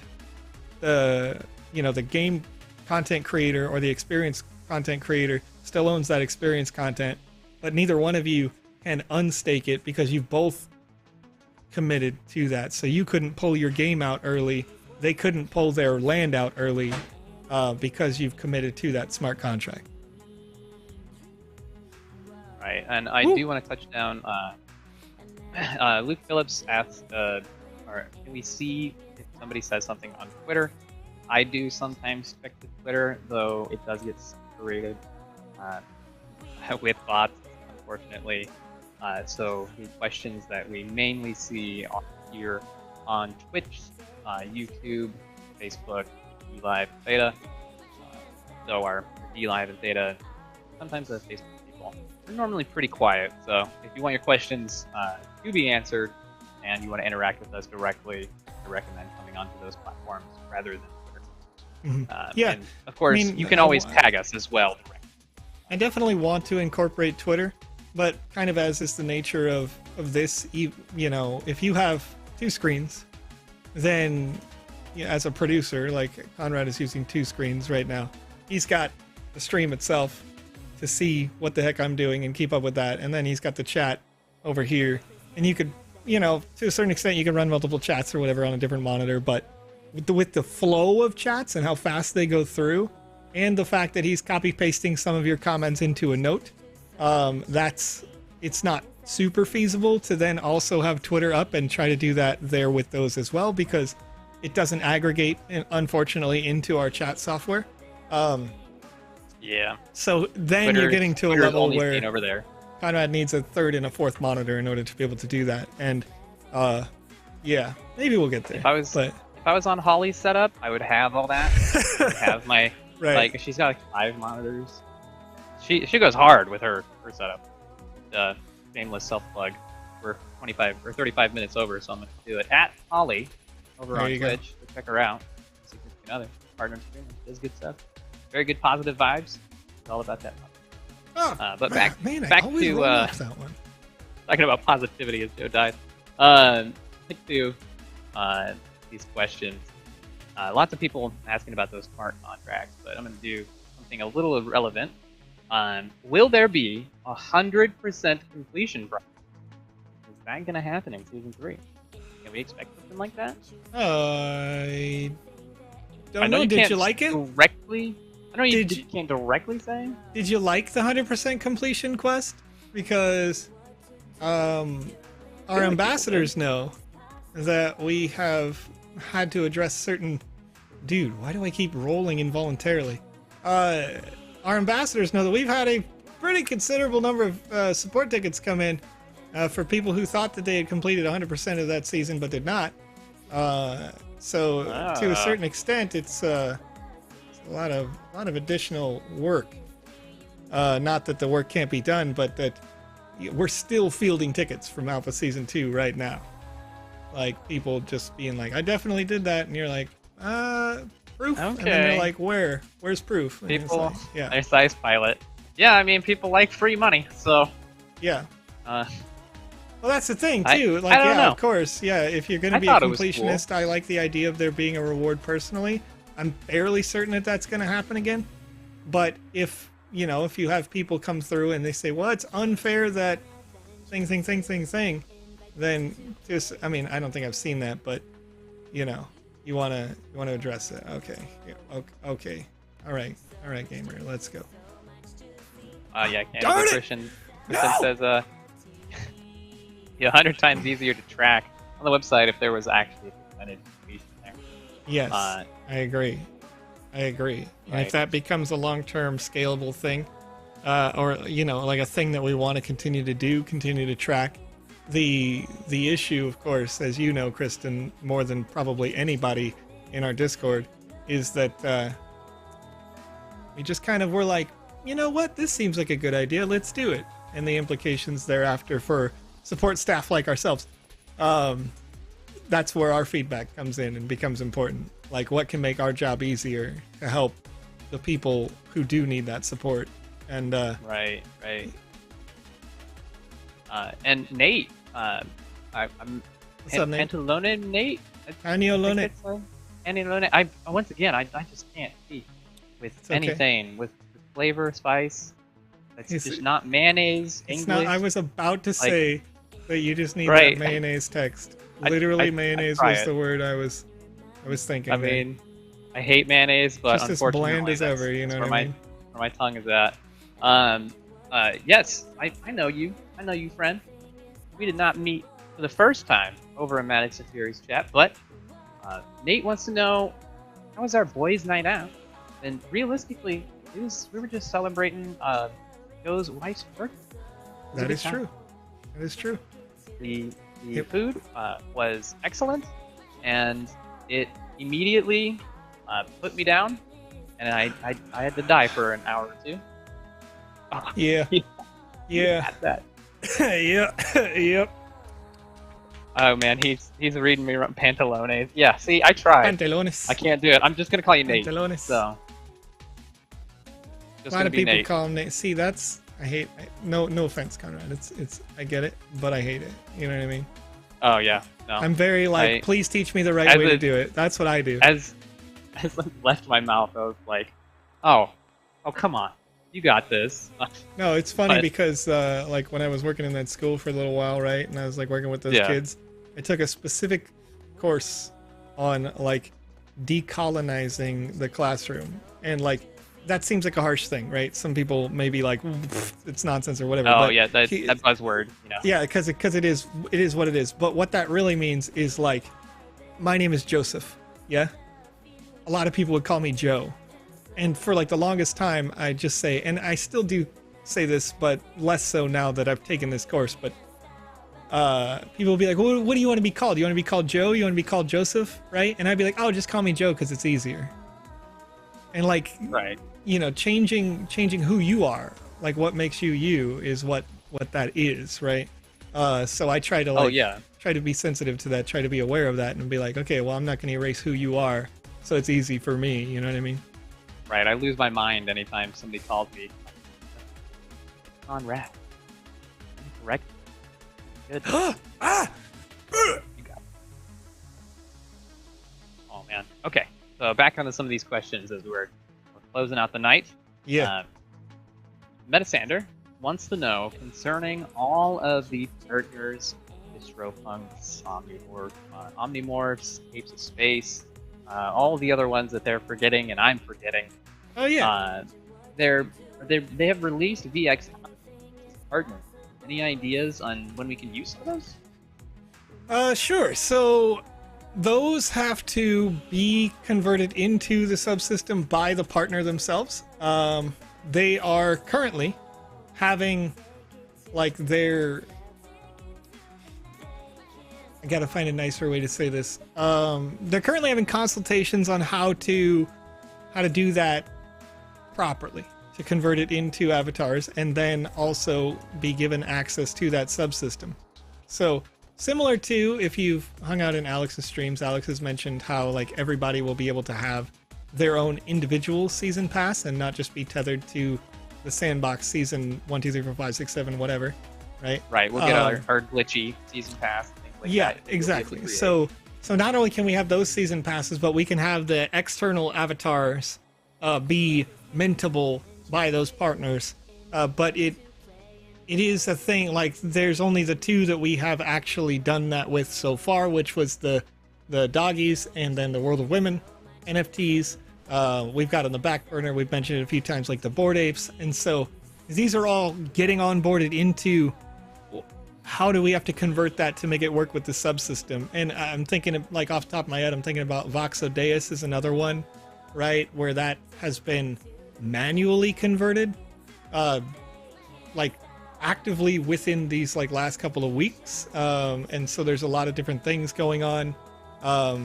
You know, partners that we've had for a while, they're all doing that, where they're going through and they're looking at it and they're saying, okay, well, here's the new avatar system. How do we adjust to put it into that? It will happen, but I don't have a time frame for that at this time. I tried to do it on the other side of the wall just to be slick. Didn't work. Yes, and candidly, your person does have the right idea. The memorabilia is attached to your account. What I mean by hasn't been released yet is we don't know what that memorabilia does for us in those next seasons. Right. The memorabilia could do any number of things, from tickets to eventually when we release ethos points, maybe there's an application there. There's all sorts of different possibilities for memorabilia, but it's essentially just a tick box, a little check box on your account in the subsystems that we have on the back end, and not something that is tangible like an NFT. But yes, it is. Right. It is something that, oh my goodness, I'm awful at that jump. And once again, I didn't say it on 15-minute intervals like I said I was going to, as I was a joke. But no confirmation on season 3 yet. That is true. Otherwise, if you go back on the VOD, there was some beans spilled. That is true also. I definitely did mention some things about season 3 earlier on that I will leave for that VOD. We would love to see all sorts of these. Oh, no need to apologize, Gary. There's all sorts of quality of life features that we would love to see, like that search feature. Oh man, I want that bad. Search, yes. Give me search. But also, and it's all coming out together, yeah. Right. And Mike over on YouTube wants to know, is the 19% staking reward sustainable long term? 19%? Yeah. Not sure where they got the number. No, I get it. So, We have a total of 3 billion tokens to distribute over the term of 5 years. A certain percentage of those tokens has been committed to that staking program. Currently, 300,000 tokens per week get added to that pool. It may be adjusted at any given time, which you have seen, like when we first introduced the new pool, in order to get people like into the idea of staking MSAN directly. That was 500,000 for a couple of weeks, right? People got hyped about it. They got in there. They enjoyed it. They continue to enjoy, a good APR. I would say 19%, right? That's a good 30, 40 times more than what you can get off of any bank in the world. So that's pretty good. Right. Thank you, for adding that to the chat. I'm just going to post that for everybody. For those that want to search in the Game Maker gallery right now, Game Dizzy made this for us. It is not 100%, of course, as it's being updated by them. So be patient with that close. one. And that feature, that quality of life, love to see it in the next one, our next update. But there is no confirmation on 100% completion. We touched down on that about 20 minutes ago if you want to revert the VOD. Oh man. There's connection dashboard. Oh man, did my link not work? We're getting. Oh, so try it again. The Game Dizzy Genie. You might have flooded it all at the same time. So give it another shot. True. I believe it's his personal website too. So. Alrighty. Now, here we go. Oh. Ganglies. Over on Twitch. Okay, dashboard. So yeah, this is. I see. Did I not post in? You're fine. You're fine. Dashboard.gamedizzy.com. If it can't provide a secure connection, that's because it is not. Okay. So the error that you're reporting is a thing regarding secure socket layer. Your Google Chrome is going to tell you that it can't provide a secure connection because if you were to submit information to the form without SSL, it means somebody else may potentially be able to read that information. But because you're not submitting personal information, it's not entirely essential that Game Dizzy goes and pays an additional $300 a year for SSL. That's what you're getting. Secure socket layer is just an extra layer of obfuscation to the information you put into the form of any kind. So he doesn't necessarily need that because you're not putting in your name and address. You're putting in a other thing, something that's not sensitive data. So it's okay to click through and say, I understand on your Chrome or whatever. And, just chilling. Just searching. Ryan T wants to know if you can climb on that. Climb on the what? Like on the wall that you're trying to parkour around. You cannot climb that wall, no. Can't get on the roof or whatever. Okay, let me see here. Whoop. Just so I can get good at this here. Yeah, that takes... Yes, sir. Oh, Kevin Martinez. This is available for everybody. You go to the Sandbox game. Definitely get that Game Maker, and you can check out the gallery that folks have made, and a lot of boom. You know what? I'm okay with that. Man. I'm okay with that. Yeah, I'm okay with that too. I'm okay. At this point, I'm just that close to getting it. I've got the one jump left, and I couldn't quite get there, but yeah. Let's get the. We'll wrap up the last couple of questions here as we are getting a little long on the show. We're about 30 minutes over, which is good. I like it. Appreciate hanging out. I love getting these questions done. Let me get you. Fletcher's like, congratulations, you cheated. You did it. Yay! If you want to check out the Game Maker, I'm gonna get that posted. Cool. Yeah. Go check it out, Kevin. It's a lot of fun. And this is on what was the page, like 13 to 15, somewhere in there right now. So this experience, the name hardest of core. it, hardest core parkour. Yes.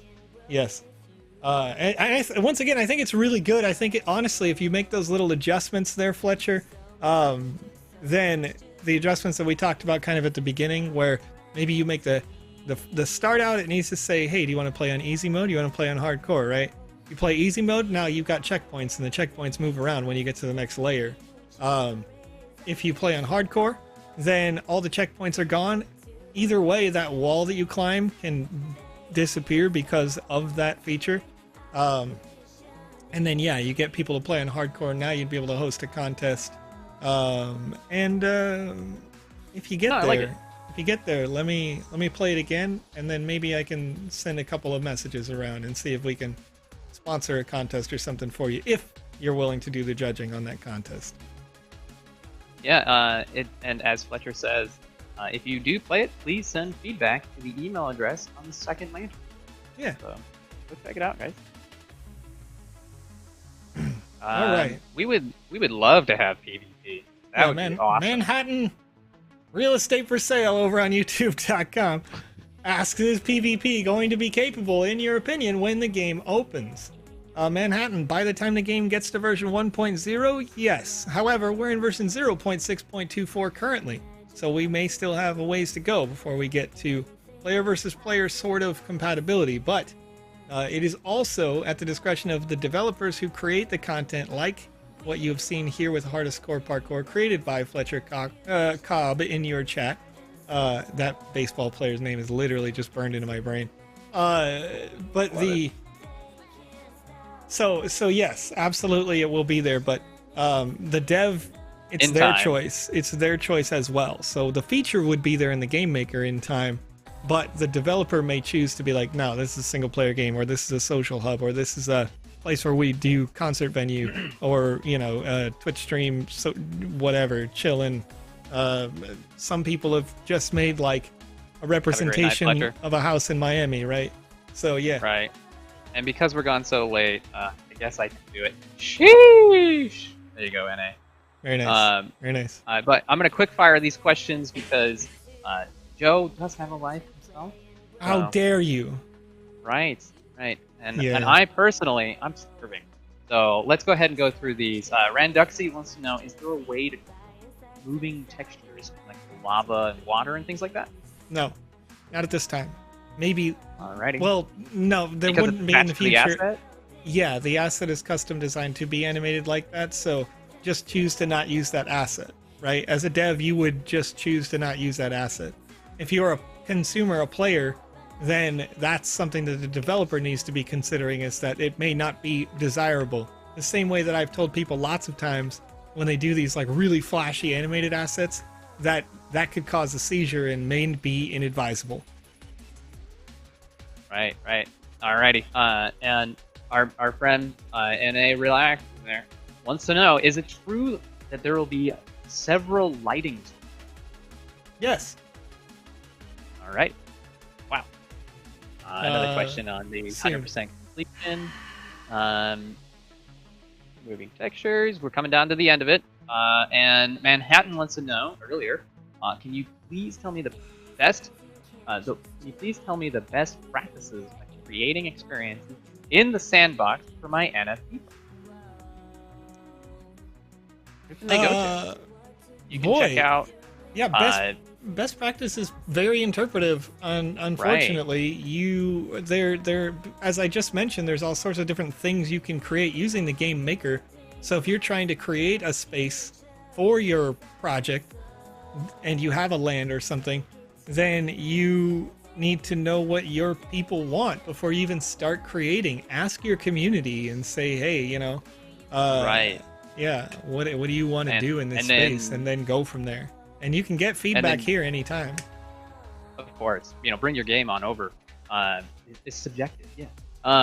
But of course, you have great creators like CyberDragon, your own team, Swiggleverse. There's a lot of external and like third-party. I want to call it third-party. That's like help that you can get for advice. Ton of resources. People are making that content, and you yourself, once you figure it out, give people tutorials on what you've learned. Yeah. So keep it full circle. And our next question is actually relevant to one that was just asked. Is when mobile? Oh, that's beautiful, because that question just came up again. Right, that's what I'm saying. So mobile development will begin after version 1.0. At least that's my understanding at this time, unless there was a major change. Because that is our roots. If you didn't already know, the Sandbox evolution came before the Sandbox game. And it was a two-dimensional development platform that works on Android and iOS. It totaled 40 million downloads. So we understand that the mobile market is the largest market of gamers in the world, and want to make sure that it's compatible with that. But before we can do that, we have to make sure the tools that you use for creating are high quality and optimized well, so that when you do get it on a mobile phone, it's not just like superheating your phone or you know, whatever, because it's working so hard. Right. And Stanley Wilson wants to know, will any featured items have staking rewards boosts like lands currently do? No plans for that right now. Okay. And Caddy over on, I believe, YouTube, asks, "Hey SandFam, I don't have enough spend to buy on land, but I want to buy cute characters that come with some of the land. Is that possible?" Yes, absolutely. Most of the time, when there are land sales, people who buy those lands, they're listed as premium lands. Like you, they like some of the characters, they like some of the assets, or maybe they don't like some of those characters and assets. Some people buy the premium lands because they can, and they just intend to sell the additional assets. So if you go over to OpenSea.io, you can find those assets usually resold there at reasonable prices, and you can pick them up. And as long as they are on the official Sandbox collection, it'll say the Sandbox assets, it has a blue check mark after the text, then you're good. You can pick them up there and you'll be able to use them in the Game Maker, or keep your collection if you like. If you're not using it in the Game Maker, you're just keeping it for the art, you can do that too. But yeah, absolutely. And yeah, our to be announced, it says on our roadmap, Q4, but yes, hold your breath. And that's the thing is, so you know, it's important to understand that that roadmap was written in 2019, and as we continue to take feedback from you guys in the community to add new features, to do new things, to be bigger, scale better, all those sorts of things, sometimes those roadmaps do, as they get further and further down the way, get pushed off a bit. But as you know, the original ultimatum, the person who asked the question says, you know, always rather wait for a finished product than rush something that's not ready. And you can see that tale showing out all over the games industry and all that sort of thing. So we're going to make sure it's good, and then we'll bring it to market. Right. And as this will be our last question, Stanley Wilson also asked, is it possible to create a tower defense game? Yes. I believe that you could easily do that if you had experience in the Game Maker. I've been telling folks, like in Maddox's chat specifically, I was hanging out there a few nights ago, and I like to say it on here, you know, create me that card game. Figure out the system to do a tower defense. Like, if you can create...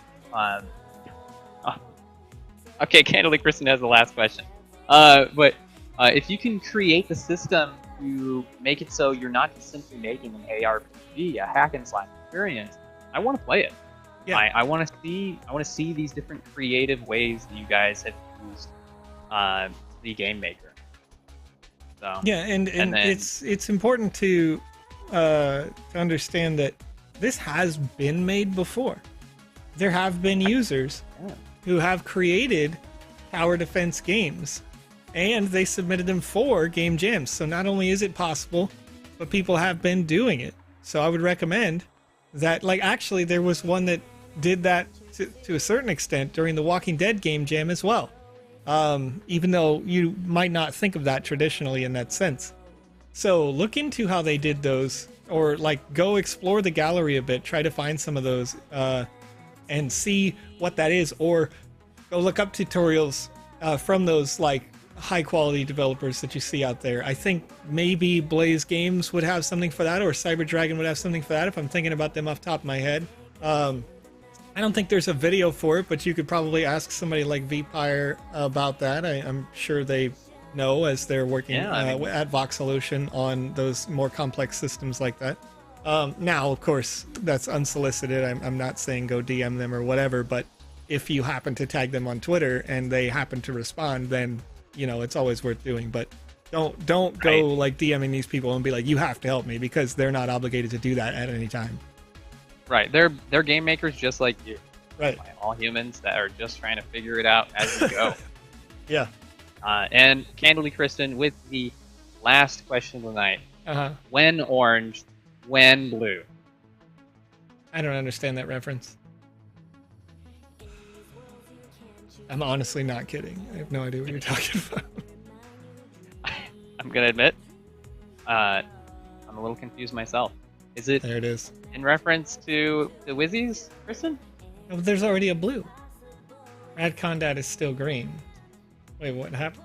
It needs to be orange. It needs to be orange. I'm very confused here. You're not green right now. Am I? I'm not. I don't think I'm green. No, you're definitely not green. Huh. Oh, I get it. I understand. Oh, when am I gonna get my rolls? That's right. Yeah, good question. Talking about rolls on Discord. Here's the thing, Candidly Kristen. Yeah. Full disclosure, I'm never gonna be blue. I might be blue, but I'm never gonna be blue. Literally, they just go through and they're like, "What function do you need right now?" And they individually curate that function for me in my account, because I'm the only person with the lead ambassador role. So they just go lead ambassador, can do, check, check, check.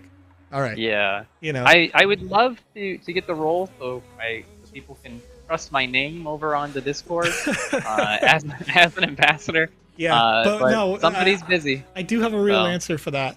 But it's the same day that Jazzwolf gets it.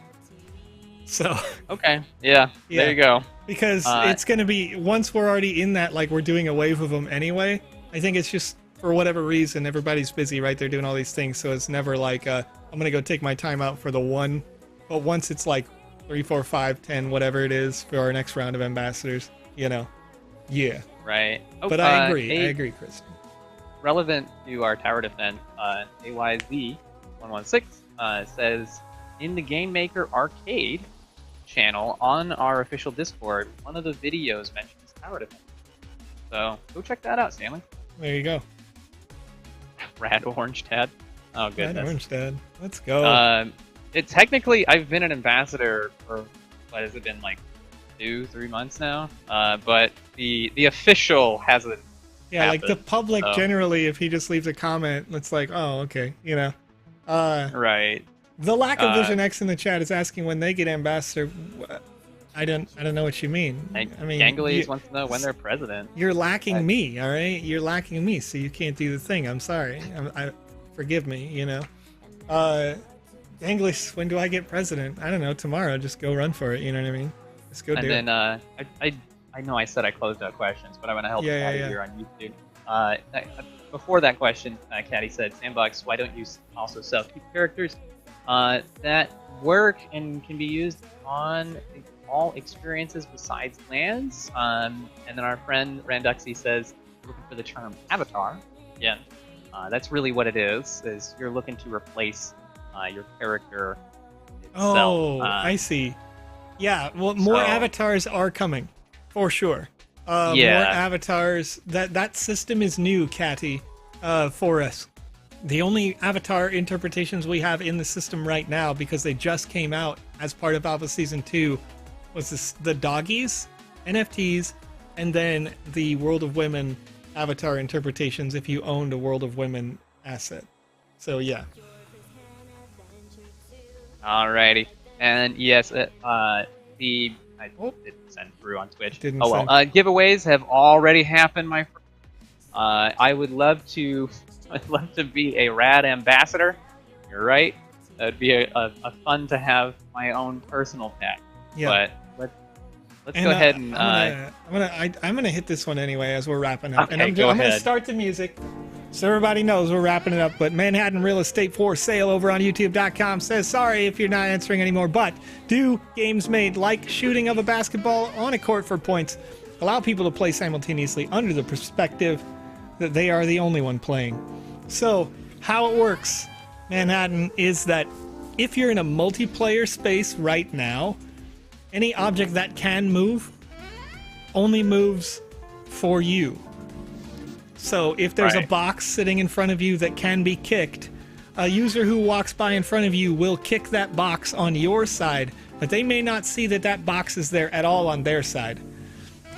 In the same idea, however, if it is a basketball game or a golf game or whatever that you created as an experience and you published it, and it's a single player experience, you load that experience, but so does everybody else separately, simultaneously.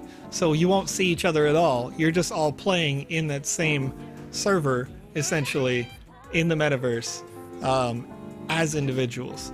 So there will be like a chat on the side, and you can all talk to each other because you're all in this space together. But yeah, that's how that works. All right. So let's go ahead and find somebody to raid. I already know who I want to raid tonight. It's a good Friday. Let's go see Maddox. Oh yeah, you want to go hang out with Maddox of Fury again? All right, okay. Oh yeah, it's a good time. Let's do it. His dude. co-host OG Shakespeare, they do good work. All right, they got 10 viewers right now, so we're gonna bring over another 100 or so. Currently, over on Twitch.tv if you'd like to join us once again.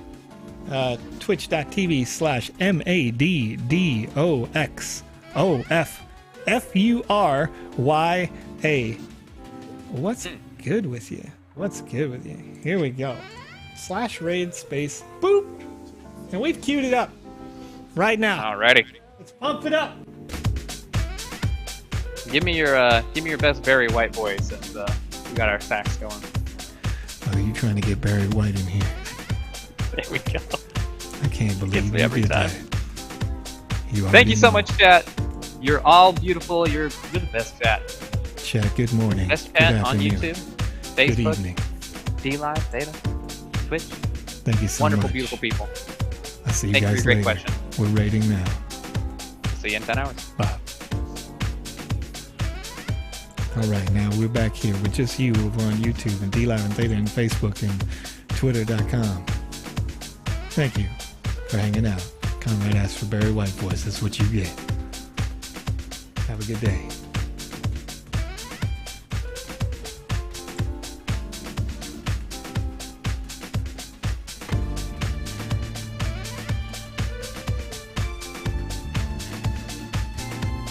Move Zig.